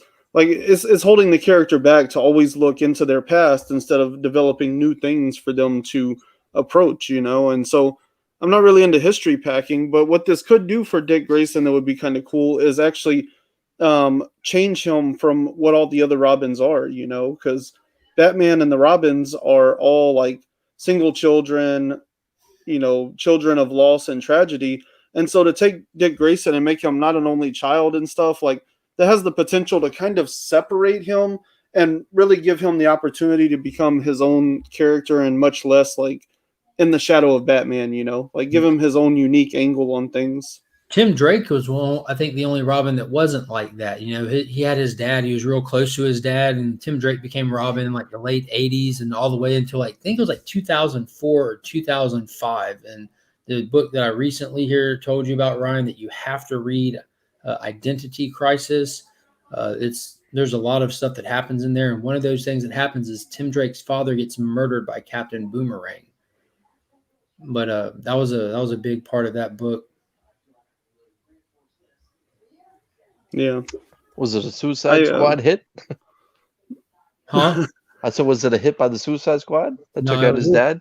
It was just Captain Boomerang, and it's like there's a whole like dual parallel story going on between the relationship with Dick Grayson and his father and Captain Boomerang and his father, because you know there's more than one generation of Captain Boomerangs in comics. So it was like the whole duality of the hero villain, like telling the same story but from the perspective of different sides of the tracks. And unfortunately, their paths crossed. Please don't ban me, but can I get into Nightwing? I like God. I'm glad you like God. We get it. You are Robin trying to be your own thing again. Please don't ban me. Does anyone understand that? I don't know. I mean, get in the Nightwing. He can't get into Nightwing because he understands like it's just Robin trying to not be Batman. At this point, I don't feel like it is Robin trying to not be Batman. I feel like he's pretty just established as himself. I mean, that story's been told so many times where he's trying to break out, do his own thing. It's what's happening currently for the first 2 seasons of the Titans TV show. It started out with him as Robin after leaving Batman and just getting into that Nightwing suit at the end. But I don't know. Why name yourself after the Bat plane? The Batwing? I thought it was the Batwing. Yeah, that's Fox's son. not Tim Fox. I forget his name now. Lucius? No. Yeah, It is Lucius. Lucius. The one that's always fighting Tim in the current stuff. And then Jade. Not Jade. Jade. Jace is Tim. Jace. Yeah, Jace and Tim are one and the same. Tim is his birth name. Jace is his name that he goes by. Oh. Luke. Is it Luke. Luke Fox? That sounds right. Even Yeah, if it's that not sounds right, right. it is for this show. Asterisk Comes the Luke. facts. Fandom Luke. happens here. Those are the facts. Get it? Get with it or get left. What's other good reads? There's some good ones. I know that Ryan did not read Berserker because he's just doesn't really care to. He's got a huge slate of books, and that one does not make the cut right now. But Chris, I know you're reading it, and I am. Boy, oh boy, was this a good issue for Berserker. I know you and I have talked guilty pleasure, but Yes. my God, this book delivered in the guilty pleasure, Boom. column. It was The guilty pleasure center of the brain. it was really good, and Ding, ding, like ding, ding. everything in the independent comic book should be. Despite this god awful cover, can we just talk about how stupid this is? I have no idea what the like. Ugh. I hate that Like, it's the cover A because it's the His one that fists I'm are reading. just as big as his face. Like, come on. Like, Yeah, look at his big round. Look at his big round tootsies. Is it a leaf fold cover? it was like he's Oh, got those come on. big, oversized hush puppies on his feet there. Yeah, look at these big old tootsies. Oh wow. There's just an odd cover. It's very cartoonish. It's very bland. I don't. You know I what? don't It's a perfect cover for a reader copy. Let's be honest. Yeah, but that's all. I only buy one copy. But I mean, I have 2 copies. One's not mine though. okay. My LCS Yeah, owner. I picked up the messaged foil me of that asked one. If I care what the second cover is, and I don't because the other person's just reading it as well. So you tell him, give me whatever cover. So whichever one he might have an abundance of, he's able to balance it out. But this cover is wicked awesome. Like fantastic! they That's captured Keanu's face perfectly. Look at that. yeah. I grabbed the foil of that one. That's just good great call. work. Great work. I don't want to go down the foil rabbit hole because they come out with like 2 per issue, don't they? Yeah. The Tootsie cover here, if that's what we're going to refer to it. I saw the foil for that one, and that one that you have in your hand. There's the foil that I picked up. Like I like the concept for it, but the flat gray background is goofy. You know what I mean? And but we haven't had Berserker in a suit yet. Like the first appearance of him not in this Berserker outfit. Like, let's not go there. It would have been cool. Like it would have been cool if he would have gotten this suit, and then gotten him like in barbarian mode. You know what I mean? Like past and future. This is just right. I would agree. Or even like what he was wearing, in the first battle from the last episode or from the last issue. And then the full MT, the military tactical outfit he's got on there. You know what this is, Ryan? This is the work and court variant. The work and court variant. That's what this is. Dressed for work and court. Otherwise, he's barefooted, my guy. I thought that was like the rom-com cover, this is what he does during the day. But when he goes out at night and he dates that goofy girl from, around the corner who finally asked him out, he's wearing this, with a low t-shirt and the sport jacket. This is a rom-com cover. When he met your mother. But anyways, enough just cover bashing on the design for this, which doesn't make any sense at all. But the book itself was fantastic. I like what you're doing with this issue because that first issue was just that wicked, crazy, cool introduction. The second issue was an explanation to oh wow, Scott said they're already asking $14 for the Tootsies variant, which is just the cover A. And this is worth like $14. 9 billion copies of that book. That was a quiet nod to you, Tyler, by the way. But yeah, absolutely. Feed are Tootsies in my house too, like because we have kids. Little glass Tootsies, but yeah. It's kind of a common thing, especially when children are around, or Tyler, which are kind of the same thing. But this was an awesome where I was going with it. So we got the crazy introduction and where he's at currently and what he's trying to do in issue 1. In issue 2, they gave us that soft backstory and gave us enough information to see where he came from. That his mother and his Earth father prayed to a god in a cave that came down and brought this berserker, this child that can save their village. Now, this issue, this is another slick Father's Day issue because we get to see what happens with his Earth dad and how absolute power corrupts absolutely, because they went from being in a place of necessity and Right. desperation and asking for this help. And now that they have it, he's just turned into the conqueror himself, and he's abusing, I forget the name they use, like Utumu or something, Utuma or Right. His mom and his father prayed for a warrior just because they were tired of being raped and pillaged by marauders. And he was essentially, his mom looks at him as a gift, but his father doesn't see that gift. His father weapon. sees opportunity, right? Mm-hmm. And you're right, he becomes drunk. I don't want to say drunk with false power, but he becomes drunk with power. And so much so that they're traveling days and weeks and months on end to take on communities that have nothing to do with them whatsoever, that have never even traded. But yeah, they're crossing different climates to go and wage war. And again, he's actually questioning it too. Like, why are we Right. doing this? They've never bothered us. Oh, well, they have all this money and they have the ability when they want to, they'll come for us. We got to get to them first. And it was cool seeing him question his dad on all of it too. And in the end, like some of us, all he wants is his dad to say that he's doing a good job. And he keeps, when everything's done, he turns to his father. Did I do good, Dad? Like always seeking that quiet praise, the quiet approval. And it's actually really, really good writing. Like I don't know. I'm sure Keanu came up with the concept, and it's Matt Kent that's fine tuning everything. But either way, it's good, and the imagery that's in here as well. The berserker standing on top of the horde of dead bodies that he essentially annihilated, and there's another scene where half his face is missing too afterwards. It's where he's like asking his dad, "Did I do well?" And it's really good, and I like how it ends, where it looks like there may be another gift that's been delivered by God. Like, what did you take? What did you take from the lightning strike?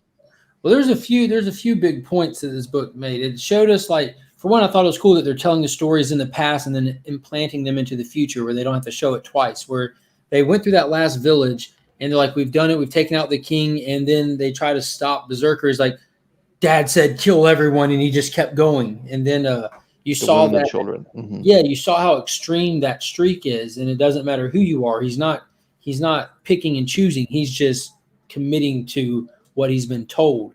And then, like you said, the husband and wife are not on board with this. The wife is really, really feeling like they need to take better care of their kid and that they don't need to be doing this, and the husband won't listen. So while they're away, she went back to the cave and made that prayer again. But this time, it was a little bit different. We saw the lightning strike. The husband references it and points out to everyone in the tribe, as well as us, the reader, that she's done it again, that she went to the cave and prayed for another whatever.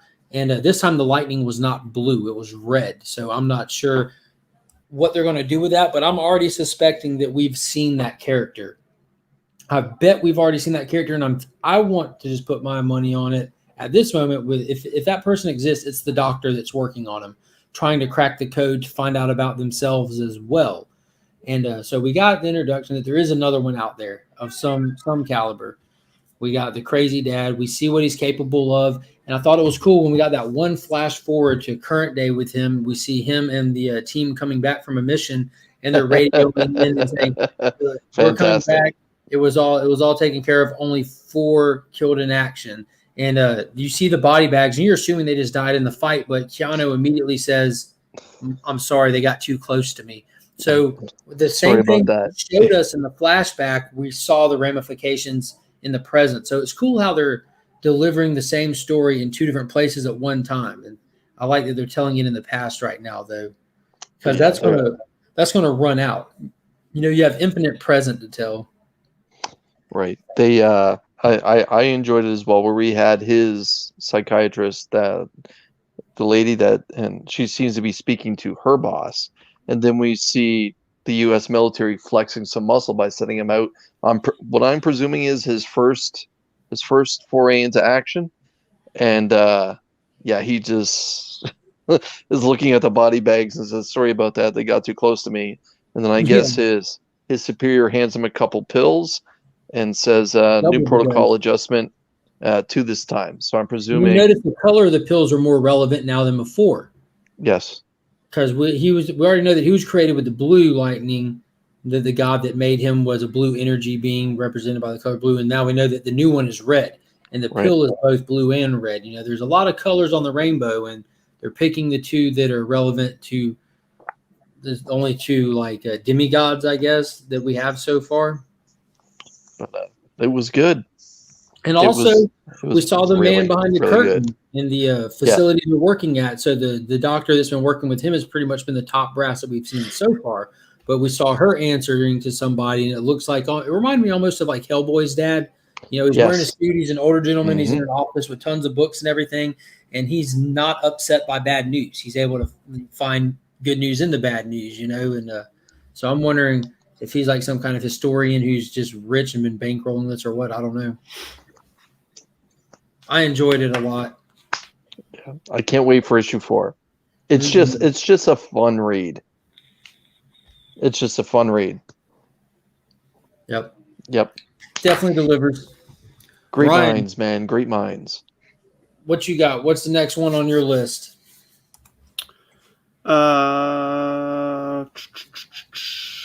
Many Deaths of Layla Starr. Anybody else read that one? I have not. I'm gonna try to trade read that one down the road. Boo! It was so good. Says the guy who doesn't read Berserker. But if he did, he wouldn't have time for Layla Starr, and where would we be? Right. So people go crazy over like the pizza dog story of in Hawkeye, you know, how they took an outsider and told the story from a different perspective. Well, in this one, we find out Layla Starr, like, she kind of has like some residual magic, I guess, from her past life as the god of death, and so she's able to basically like breathe consciousness into a cigarette. And so the whole book, the story is told from the perspective of a cigarette, and it's pretty phenomenal. I loved it. Thought it was great. Yeah, it's cool. Like, I mean, is issue 3 or 4? The series, I think it's 5. No, I mean this issue. Oh yeah. This is issue number 3. And you know, in the first one, we had the story was told like by her and the ghost girl that she met in the hospital. And then the second one, the story's told from the perspective of a funeral crow. And then this one is told from the perspective of a cigarette. And so you're just like getting these really cool like snippets of like her kind of learning what mortality really means. You know, it's kind of like the Superman thing of like you don't really know what the powers are until they're gone. You know, and then like Lex is like, oh, that's what it was. You know, it's kind of like that. Like she's learning about mortality by realizing like what she's losing, you know, like she doesn't understand. She's like, oh, I'm just immortal, you know, but each issue drives her to this conclusion of like, oh, this is a thing I could have done or known. You know, like for one thing, she doesn't know what the kid looks like. So she keeps like meeting him, but she misses all of her opportunities. And she realizes like not having omnipotence, what that really means, like what it really means to not just automatically know everything around you, you know? So it's like really cool the way that it's unfolding the story in each issue. And you get like these like crazy little time jumps at the end all the time. So that's fun as well. Nice. Yeah, I remember reading the preview for it in one of the, I don't remember what boom book it was that had like the first 6 pages in it. And that had me interested enough to want to go back and at least check it out. I'm glad that it's only 5 issues, kind of self-contained, just a one and done. Those are normally really good stories. Yeah. Yeah, it's going to be a good one. Did anybody else read Legends of the Dark Knight? No. So it's hard to even place this story on the timeline. It's really unique. The artwork in it is really cool. That Robertson guy, his art is very. You can tell it's his. You know what I mean? Like it looks like the boys and stuff like that. But it's a weird story. It's just it feels like it has no weight to it. It's just a random Batman story. It almost feels like you're reading an old trade paperback from a time before. They're referencing Jason Todd's death loosely, just to get under Batman's skin, and then they're referencing the earthquakes in Gotham from like the No Man's Land storyline in the early '90s. So it's hard to place what time era they're even trying to tell the story in. But again, this is one that I don't plan on picking up to read for the PC. I've been just getting it for the incentive variants because I'm collecting all of these. But this was Quiz's first full appearance. She'll be on the cover of the next one. But so I grabbed a cover A to have to give away later. Hopefully it becomes something and it's a decent giveaway. But yeah, it's an odd story, man. It just, I don't know. It's not good. It's not bad. It's just, why does it exist kind of thing. Interesting. I almost feel like they did it just to roll out all the villain covers, because we have Mr. Freeze. I mean, serious. Like, Yeah. we have these things that they're trying to do a lot of. The Batman's got a lot of characters, and the other ones they're doing kind of fit the stories that they're on, like So where does Flatline. the Riddler come in? Yeah, where does the Riddler come in? Where does Mr. Freeze come in? The first one, they kind of just had a little grouping of a bunch of Batman rogues, so you can kind of just do whatever. Joker was on the Joker book. Punchline was on the book she appears in, But we haven't got Nightwing yet. We haven't got Robin yet. We haven't got Damian yet. I am excited for the Vengeance one that they're going to be doing. I'm excited for the Peacekeeper one. I think Mr. Mahoney's cover looks wicked. I'm excited for that one. But we'll see. I'm going to continue to read them as long as I continue to pick these up because why not? Yeah. I still like the Scarecrow one personally the best. Yeah, he appears in that book too. So yeah, but I'm not going to be mad if this book serves the purpose of just strictly getting these covers out because they are phenomenal, and I think that it would look nice just to decorate the wall with them. I think there's already too many of them to even fit up here at this point, though. But looking back on it, just looking at the stack of them, like that's a lot of money. Yeah, they're kind of, the whole idea to me kind of is reminiscent of what Alex Ross did last year with those timeless variants. Got them all. And again, I'm not going to compare the two different animals, but that's just what it reminds me of. Except the DC ones are going to be a little bit more expensive considering they're 1 in 25. Mm-hmm. But some of them have hit keys. Like there's actual, God, who was it? First appearances in them. Miracle Molly. Vengeance, Quiz, like they're actually hitting keys with them though, so that's a plus at least. So they're not for nothing. So I think the only key that came out of the timeless one, the Alex Ross timeless, was the Silver Surfer one. I believe that was the only key. That one was going for $10 a day of, and I don't know if that was a key or if it was just a cover. I think that was the Fantastic Four Antithesis because that was that limited 4-issue series that I did pick up because. Again, I love Marvel characters. I love these Marvel properties. They're just not writing great monthlies. When I saw that Neil Adams was attached to a mini series for Fantastic Four, I'm like, I'm all in on that. It turned out to be garbage. Garbage. Well, he's done some garbage. Batman Odyssey. Anyways, I read Weapon X and Final Flight. This is part of the Heroes Reborn line. Personally, I think it should have been just called What If Presents Heroes Reborn. And again, it's a world where the Avengers have never existed, and the Squadron Supreme is the powerhouse team of the United States. And I was curious on why Canada had become a wasteland, but apparently there was a war that happened, and the United States has got their hands on British Columbia and Alberta for the oil and for the lumber that's there. And Wolverine has, in this particular story, killed the Superman of the Squadron Supreme, Hyperion, and the Squadron Supreme are now hunting down Wolverine and Alpha Flight for the death of Hyperion, and they're acting like like a police force going into Canada or the provinces that never got annihilated in this war.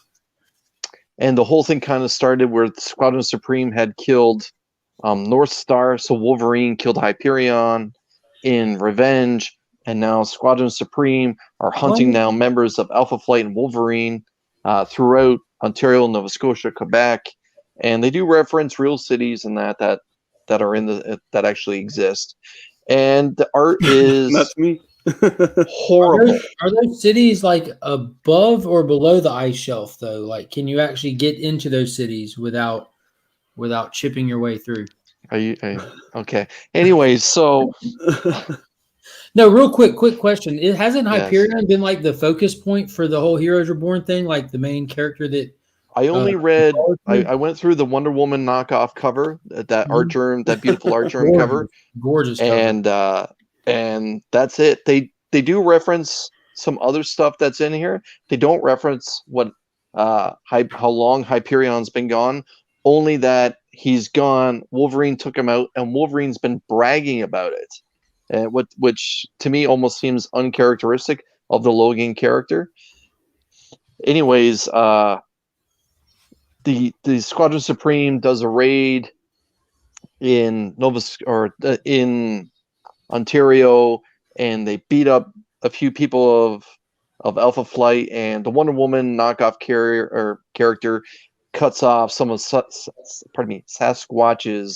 horns. So he's left. I didn't know where you were going with that. Right, he's left disfigured. Disclaimer. No, and so. Anyways, they go back, or Alpha Flight is licking their wounds kind of thing, and Squadron Supreme kept saying, "Where's Wolverine? Where's Wolverine? We want Wolverine." And long story short, the art is horrific, worse than Spider's Shadow in this book. Eesh. And that's saying something. I know I referenced it earlier that Marvel is like the non-big books. Even actually, Spider Shadow is actually a big book. The artwork is just not good. The interiors are just not good. This cover is just okay, but the interiors are not good. Anyways, long story short, Sasquatch turns out to give up where Wolverine is, and in order to have Squadron Supreme leave Alpha Flight and Canada alone. So Squadron Supreme agreed to this, and when the setup goes down, who's the one that's leading the charge? Well, it's Hyperion. So Hyperion is back from the death and just mops the floor with Wolverine, punching the living crap out of him. Not Superman, aka Hyperion, did die, Right. but was brought back comic woo-woo reasons. Currently in the story, he's alive. But yeah. Anyways, he came back and took on Wolverine. Did he kill Wolverine? He messes up Wolverine. Like, he's just giving him so many rights. He's begging for a left, and then in the end, he's smacking the crap out of him. Wolverine's just in defense mode, and the story is where Wolverine his conscience is saying, yes, he wants Hyperion to stop, because Hyperion keeps saying, is this enough? Is this enough? And this keeps pummeling him. And Wolverine says no, but his mind is like, please stop, please stop. And in the end, Hyperion does the Superman red eye, laser eyes thing, and just fries Wolverine's face and blow up this terrible work right here. Oh, wow. Apologies for the glare, but yeah, that's Hyperion just frying Wolverine. That was a cool image, though, like with how it's coming out all through his body like that. Yep. And now, this is a cool point real quick. This Heroes Reborn stuff is great. I've been watching this Mephisto event build for years. I wonder if Aaron is trying to say something or just having fun. Now, there's a few people that I watch on YouTube that have enjoyed it. Mike over at Blastin' and Stashin' has been saying it's been just absolutely fun, just as its own thing. And then Ryan does Cheers to Comics on Wednesdays, and he was saying the same thing you're saying aggressively, that Aaron is really pulling from some of his older stuff, and he can see him really working towards something where he's none of this is going to be throwaway. In his opinion, is what he was talking about, like how this writer is great about referencing his own material, and that way it really pays off for people who actually follow his work, and it builds to like an actual bigger, more in-depth story that way. But if unfortunately, like hopping in is not always going to pay off, or if you just try to catch like the events, not always going to pay off as much. You got a lot of in-depth content that he plays with. So I don't know. I've heard a lot of, it Very is what mixed it reviews is. on this event so Yeah, far. it is what it is. It's a direct rip on DC stuff intentionally, and they're having fun in that aspect with it. But he's got to be doing something with it, and it seems like it's self-contained because they're about to be doing the Heroes Returned that comes out this coming week. And if you ask the regular 616 universe, the heroes never went anywhere. This event is all on its lonesome. It's just its own thing. So it's cool that they have that ability to play with it and do what they want. It's not like limited by the current 616 comings and goings. But yeah, it's been mixed stuff that I've seen, but some of it does definitely look entertaining to me. Like seeing Hyperion and Wolverine fight looks awesome, and seeing the Hulk get taken out like a sack, that hurt my feelings though. It ends where the Squadron Supreme has their way with Wolverine, and Hyperion orders another team member to take Wolverine away. And as as Sasquatch reveals to Alpha Flight, this is the deal I made. In the end, the Squadron Supreme leave, and then Sasquatch explains why he did it. And in the end, it wasn't enough for Alpha Flight. They turn their back and walk away on Sasquatch, essentially for being a rat and giving up Wolverine. The final page is what happens to Wolverine. And what happens is he's taken away to, and I quote, the black galaxy on a long dead planet that kind of looks like the moon. And he's dropped there, and he's all fried from being hit by lasers and everything. And then I'm not sure what the character's name is from Squadron Supreme, flies away, leaving him in space. And the final image is Wolverine close to death on a foreign planet, realizing that his time is up. That's pretty cool how they've done that with this series, though, how they've taken characters that are just known as not going anywhere, like the Hulk or Wolverine, and just letting the reader see that these characters can be beast moded. If you take away like the standard morals or the drive that the people they normally fight have and just switch it up, they can be dealt with. So it's pretty cool how they played with them in that aspect. It's he in his thoughts as he's left alone on this dead planet is it's funny when you think about being how cocky you get knowing that you can't be killed, and then the final words are that his second grave has always been waiting for him. So he's realizing he's finished now. He's left all alone, even though he will eventually heal up. There's just nothing there. It looks like a shattered moon, and whatever the black galaxy is, with my Marvel experience, I've never come across anyone referring to any particular galaxy that way. But it's an interesting end for Wolverine in this. I know, again, I kind of think it's more of a what if kind of thing than anything else. But it was a good read. I thought it was going to be a little silly or whatever. It wasn't silly. It's just the artwork was terrible. And I can definitely do with like less than savory artwork. Like it took me a while to enjoy Simone DeMeo's artwork, because that TMNT Power Ranger crossover book that came out was the absolute worst interior experience I've had in a long time. And it wasn't the individual panel work all the time, but it was the panel to panel work. Like it's not smooth. You have to go back and try to look and catch yourself. It's just, I don't know. Next is a Hero's Return one shot, right? I'm be honest with you, I don't know if it's a one shot or if they're doing more or what. I have no clue. I thought, from what I understood, was that they were all one shots, even though the story carries on. It's just teams or people dealing with the Squadron Supreme, but each of their stories are just going to be one shots. And the Heroes Reborn was like 7 or 8 issues, wasn't it? Yeah. Like the main. Mm-hmm.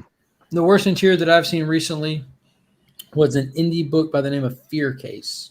I've heard of Fear Case. I didn't read I've it. heard of it, haven't read it. So Yeah.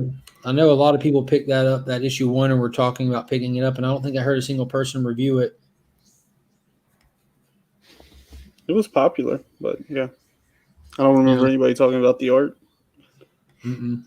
All right, next up on the list, we got a couple more that I want to burn through. It's 10:57. We've been going for a little while already, but there are at least 3 more that we got to hit, and that's Flash, Ultra Mega, and Supergirl.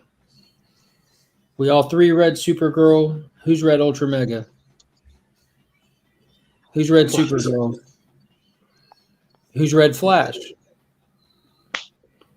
All right, real quick, running through Flash. So we've been time hopping all around. Barry's been tasked by the Speed Force against his will when he wanted to retire, and even yoked up into the Speed Force, thrown across time into different speedsters' body because something's wrong with the Speed Force and has all this energy that's being purged out of it.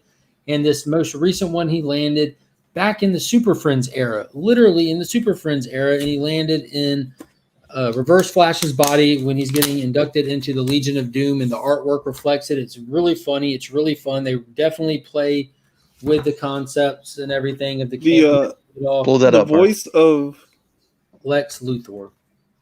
Yeah, the voice of Lex Luthor in this is so perfectly. You can hear it like this. 70s and 80s. Yes. That's great. Super Friends.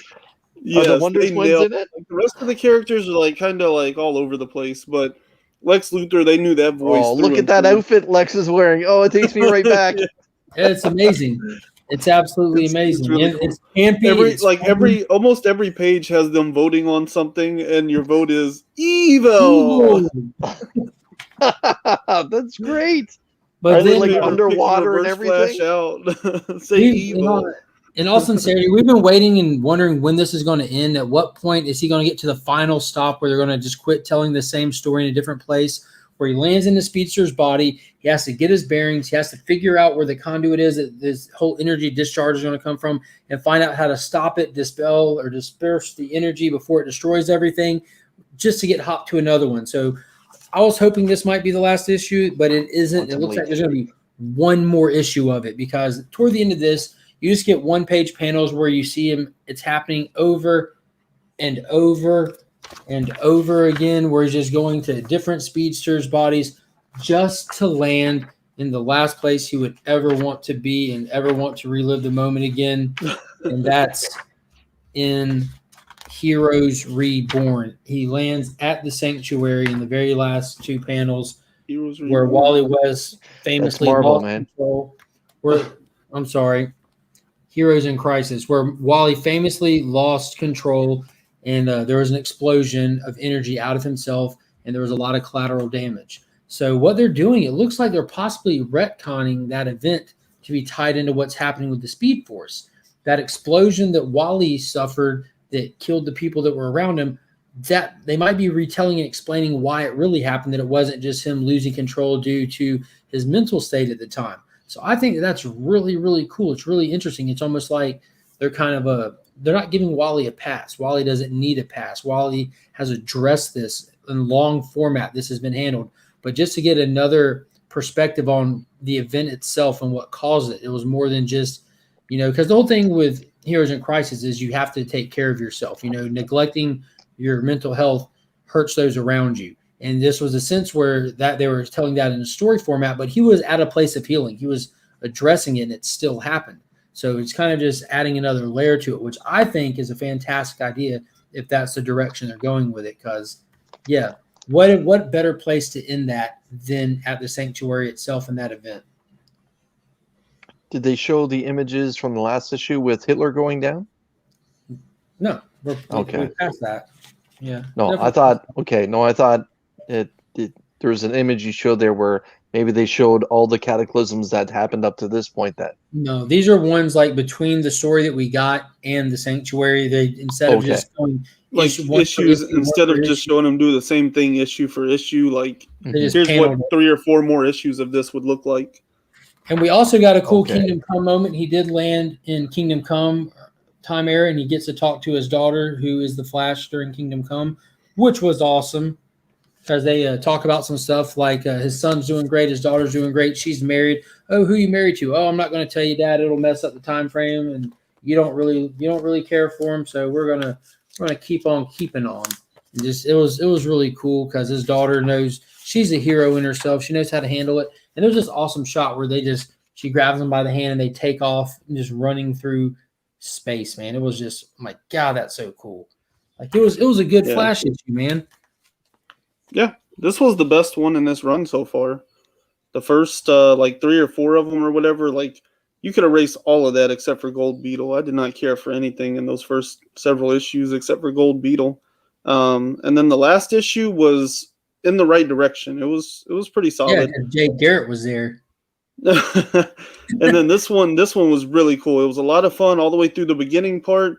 The solution to the problem was finally Wally. Like he was actually competent in this one, and he came up with a pretty good solution. So I enjoyed that. And then you get like a lot of the ending and stuff was lost on me. It's just like a bunch of like here's a bunch of like big concepts kind of thrown at you, and they seem to be like the foundation of them seemed to be elsewhere. So working on that situation, but yeah, the ending was a little lost on me, but the issue itself was a lot of fun, and I'm glad to see Wally finally actually do something for himself. That was pretty nice. What's up, Warlord? And real quick, aggressively, we did not. I don't think that any of us in the panel picked up that issue of Fantastic Four, and I would direct you to Blasted and Sashion's episode last week. I'm not sure if they I've talked heard a about couple it. of really good reviews of Doom's wedding issue or whatever. Yeah, they said that Slot's doing good. Aggressively said Slot's doing some fun stuff with FF. I know that those covers have been amazing. I don't know. I don't know. I just didn't jump on board. Back off. Got to fly great show. Skit, homies. All right, man. Appreciate you stopping by. All right, next one. Another sleeper Father's Day issue. Big time. Ultra Mega. Did y'all notice how many books were geared toward dads coming home and stuff this week? Like man, there's hope out there for people, man. Dad might come back. Right? He might come back. This was epic. This Yes. book continues every issue to be better than the one before. Absolutely epic. Ryan, you want to start us off on this one? Oh man. Let's see. We start with like Homeboy down there in the pit from the end of the third one, right? Next to that big giant fist and all that. Dudded, missing a foot, all that. Yeah, like he's screwed. And then the eyeball kaiju monster's like, hey, look, let's go do this magic doorway you didn't know was here. So they like go through a doorway and they end up on like the moon or whatever, right? Where his dad's head was left floating around in space. No, they astral project through a doorway and they end up on another planet where that other Ultra Mega had been like I guess he was like, yeah. Yeah, he was like it's like a bunch of eggs and stuff sitting there. Yeah, the planet, like they were going to this hideout. This was a planet that was ravaged by the kaiju in the past, and he hides out here to see what his failures look like. And it's not his dad; it was just another Ultra Mega that has been tucked away.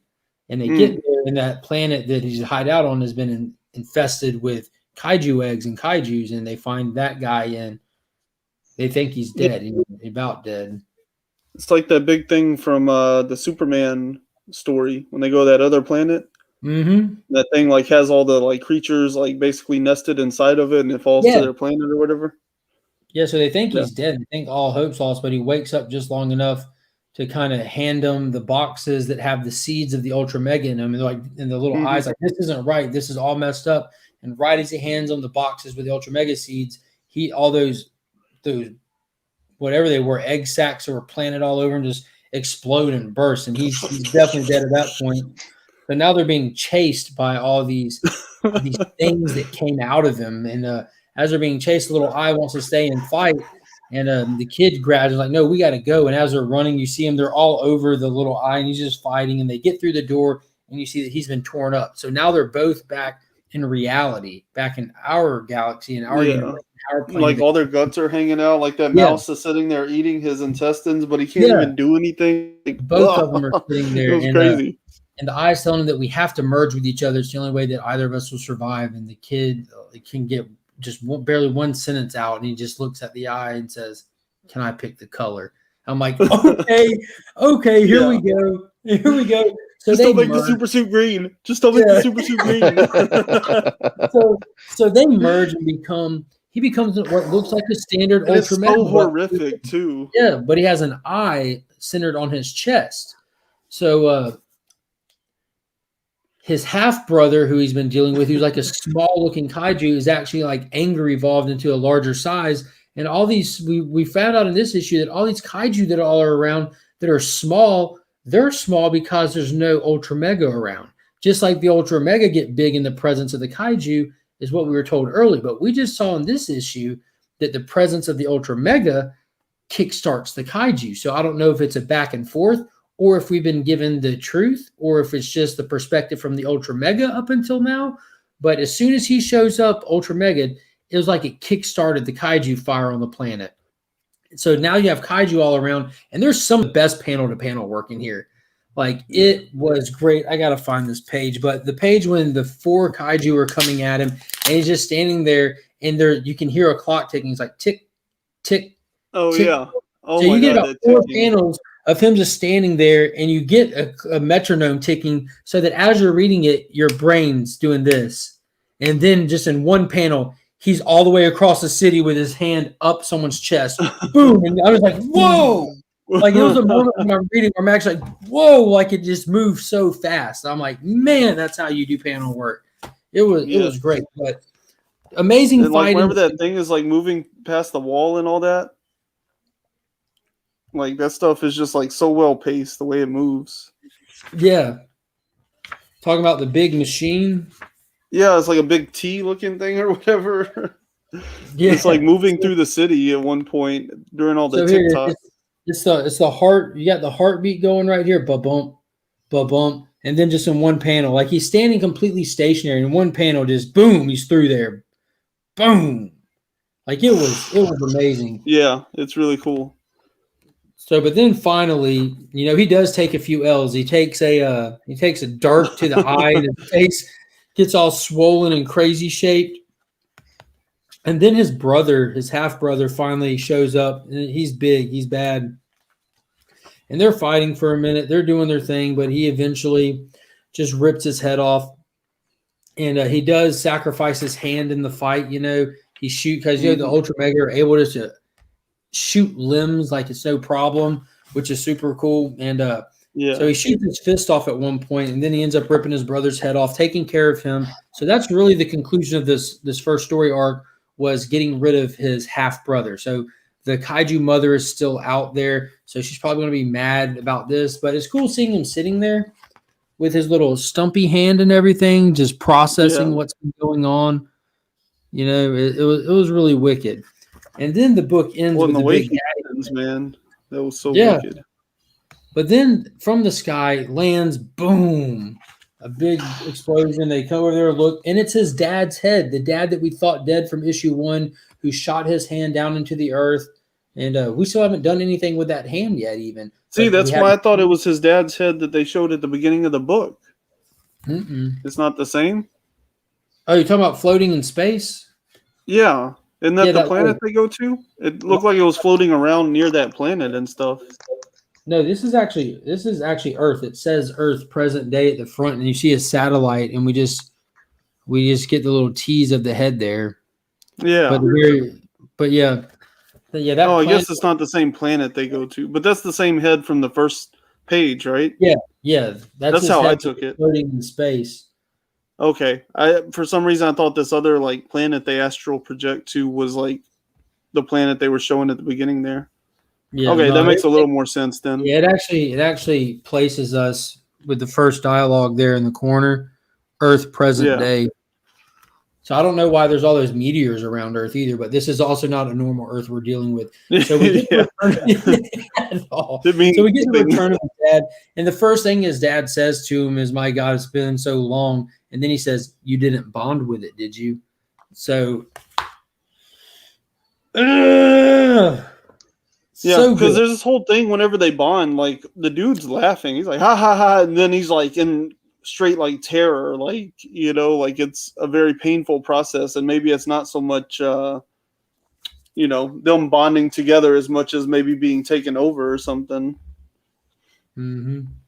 So I think it might be a ruse also for the kaiju. Like maybe this little thing is wanting favor with the kaiju mother, and she's, you know, like we haven't seen any kaiju in all the years since Ultra Mega been gone, and now that you have an Ultra Mega back, like if it was me, you know, get your hand on Ultra Mega, just tie him up, contain him, and just his presence allows you to be more powerful and whatnot. Sounds like a good plot. If you're a kaiju, Yeah. not a good storyteller, I trust this guy to write whatever he's writing. I have not Yeah. read the Five Beasts and Jenny Zero, but I know I have not heard of that one either. But I've heard of Kaiju Score that had come out recently that a lot of people, not a lot, but the few people I heard talk about it had good things to say about that one. People doing bank heists. I read the first issue. Was it pretty It good? was good. Yeah, it was I pretty thought cool. it was a limited series. Yeah, I think it's only like 5 issues or something. Jenny That was- Zero just recently came out. Oh. So, final book for the evening, guys. Yes. Did you read it, Chris? Supergirl. I was just going through it as you guys were talking kaiju. Oh, you're terrible. No Boosh, no Chris. That's all I have to say. He's a one and done kind of guy. And the Woman of Tomorrow by Tom King. Issue number 1 of 8 in the new limited series. Fantastic. Solid start. And Chaos and Comics did a short little video when this came out and touched on something that was so blaringly obvious, but I just didn't really think about, is how many different style writings that Tom King really works with, from the little time hopping stuff he's doing with Batman, Batman, Catwoman, and kind of, it's not time hopping, but it's scene hopping and telling a smooth story with Rorschach, to like the kind of balancing he does with Mr. Miracle. And it seems like he's doing a whole new style with this. It almost looks just straightforward linear so far. And he never starts a book like that if they're going to jump around. And, you know, like Strange Adventures tells 2 dueling stories all at once.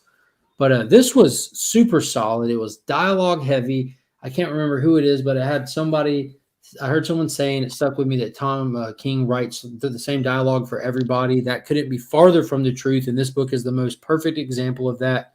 And I absolutely loved it. The artwork in it is fantastic. It was a gorgeous book. But Ryan, what were your immediate thoughts on this one?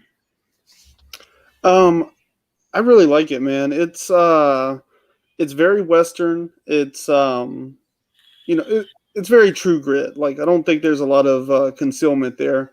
It's pretty on the nose, but that doesn't make it bad. It's great. Like, you have basically like a gender swapped Rooster Cogburn type, and so you get a lot of fun with that. I love the little girl, Ruthie. I mean, for starters, I like the artwork because it has, I think Supergirl, like everything that I've seen with her in it at least, has had this very like soft artwork to it, a very like feminine touch, I guess, if you will. And this still delivers on this. It has like tight line work, and so it brings forth like a strong character, but the color palette and everything gives it almost like this like kind of soft feminine touch. And I think that's just nice because it reminds you that this is Supergirl and not Superman, you know?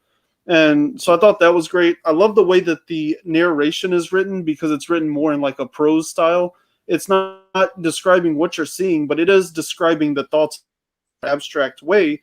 And that kind of fills out the way that you feel about Ruthie, because she's kind of like wise beyond her years in a lot of ways, but she's also being kind of ridiculous. Like, she speaks very wise, but she's on this revenge quest, and Supergirl even kind of tells her, like, you know, that's youth.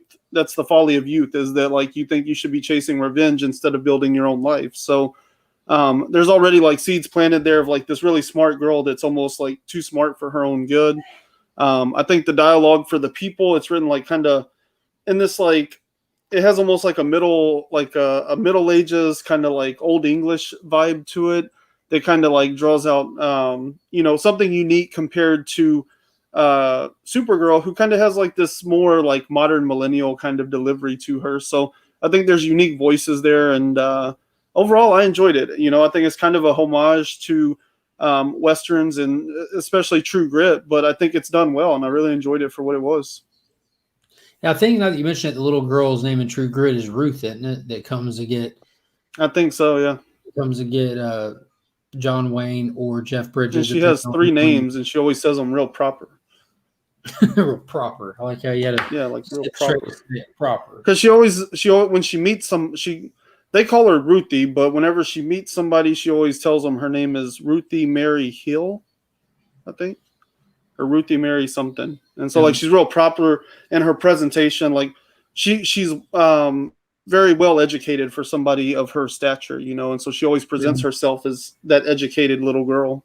Yeah, and they did a good job of like setting up this dynamic to her world where we're completely lost on the political system of it, but they explained that it's a very complex one. Like we're being introduced to a girl who's more or less just a farming family out in the country. But there's a vast political system where, like, speaking against the people in power is almost a death sentence, and that's what's happened to her father. Like, he was opinionated, and the wrong ears heard it, and he got killed for it. So she's seeking out the person who killed her dad for that, and she's going out to these seedy places that she knows that she has this false confidence in herself, really, because on her farm, in her world, she's beyond capable for a girl and probably most of the boys around, because she's the only girl. She has like 6 older brothers.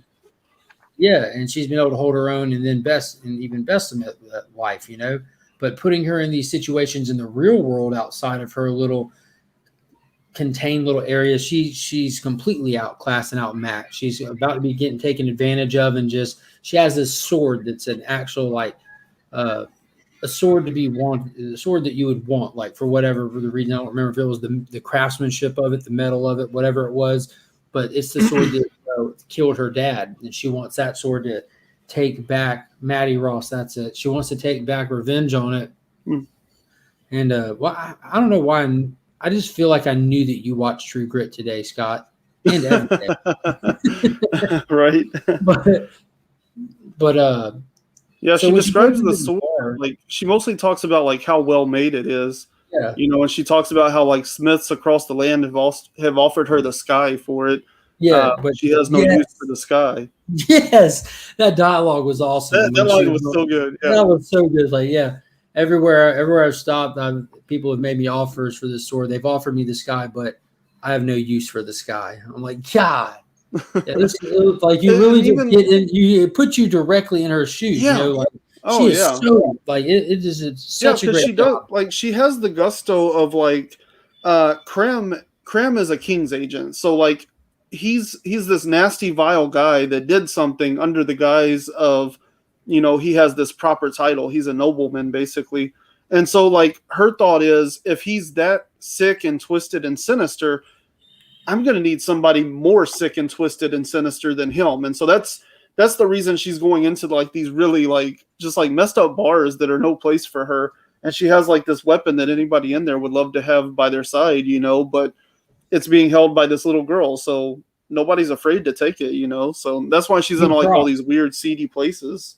And it happens to her. The guy that she was seeking out that she knew would be qualified for the job said, you know what, you're not coming anywhere with me. And he takes the sword. He's like, just know, sleep well tonight, that I'll kill him. And she tries to walk out, and Supergirl, that's where she pops in. She basically puts her arm out when the guy tries to walk out. It's like, you're not stealing from this kid. And she had went to this planet because Supergirl, if you kind of keep up with her at all, she's not all over the place, but she's kind of still trying to find her footing and her place currently. She doesn't feel like, Clark has a family. He's got the kid and everything. There's really nothing for her. They even touched on that big in Supergirl. She set up a colony for refugees on the moon, just to have something of her own and whatnot. But she was off getting drunk under a red sun, which leaves her vulnerable enough to actually feel the effects of this space booze or whatever she was drinking, and she gets into a confrontation where she's not invincible. You know, she's definitely still strong and she's able to handle it, but she saves the little girl's sword for her and goes to leave. The little girl tries to follow her, finds her spaceship, and this is a backwater planet, like swords and arrows kind of planet, and she sees the spaceship, and they start having a conversation, and then the little girl's bar confrontation catches up to her, and not only does the guy from the bar, but the dude that killed her dad showed up. And that's when things get really good because, yeah, and they start talking trash, and Supergirl actually gets hit right in the chest with an arrow. So she's already wounded, and you think she's down for the count, and they're coming for this little John girl. Wick. Yes. The story goes all John Wick at that. Ryan touched earlier on the artwork and that. I just want to say that the gold overtone that's through this entire book is beautiful to look at. Like they definitely wanted to separate themselves from Clark or Kal-El, however you want to reference it. And the gold overtone, I'm not sure if that's supposed to represent the sun that and its effects on it, or if this is just what the artist is going to give us for the other 7 issues. But yes, so not to take the thunder away from Mark, but I was waiting for Mark to get to the point where Supergirl gets tagged dead center with an arrow, and then a couple more, but Crypto, who was by her side, decides to stand up and starts going at these 2 guys. And what do? Well, they put an arrow through Crypto, and that's where Supergirl has her John Wick moment. Crypto responds like he normally would, not understanding that he's under a red sun. You know, he responds as an invulnerable protection dog would, but he gets taken out, and that fires Supergirl up. Like she stands up, arrows in the chest. Grabs the blade, arrows in the chest, and tells him, "You think I give a shit about swords and arrows?" and commences to whoop their asses. It was insane. Yeah. And the cool thing there, like a lot of the information that we get right there is it's narration by Ruthie. Like he didn't understand the powers of the red sun and stuff like that, you know, which to me that made it like that much more. It was kind of a hook, you know, like now I have questions. How much does she know about Supergirl by the end of this book? Like by issue 8, you know, she's reflecting back on this story. She's telling this story. So who is she telling it to? Why is she telling this story? And what does she know about Supergirl by the end? Like, I want those same answers because she clearly understands Supergirl's powers quite well. And she even references, you know, that Ruthie, did not understand that she came from, like, the planet, like all the people she watched fade to ashes and everything, you know? So there's a lot of stuff to learn here. Like, how does Ruthie know all of this about a girl she just met, you know? So I think it really hooks me in for the full series there. In it to win it. Yes. It was my read of the week. It was my hot pick for the week going into the week blind. Yeah. And I'm a Tom King fan. That's no secret. I love his stuff. I absolutely enjoy his writing style.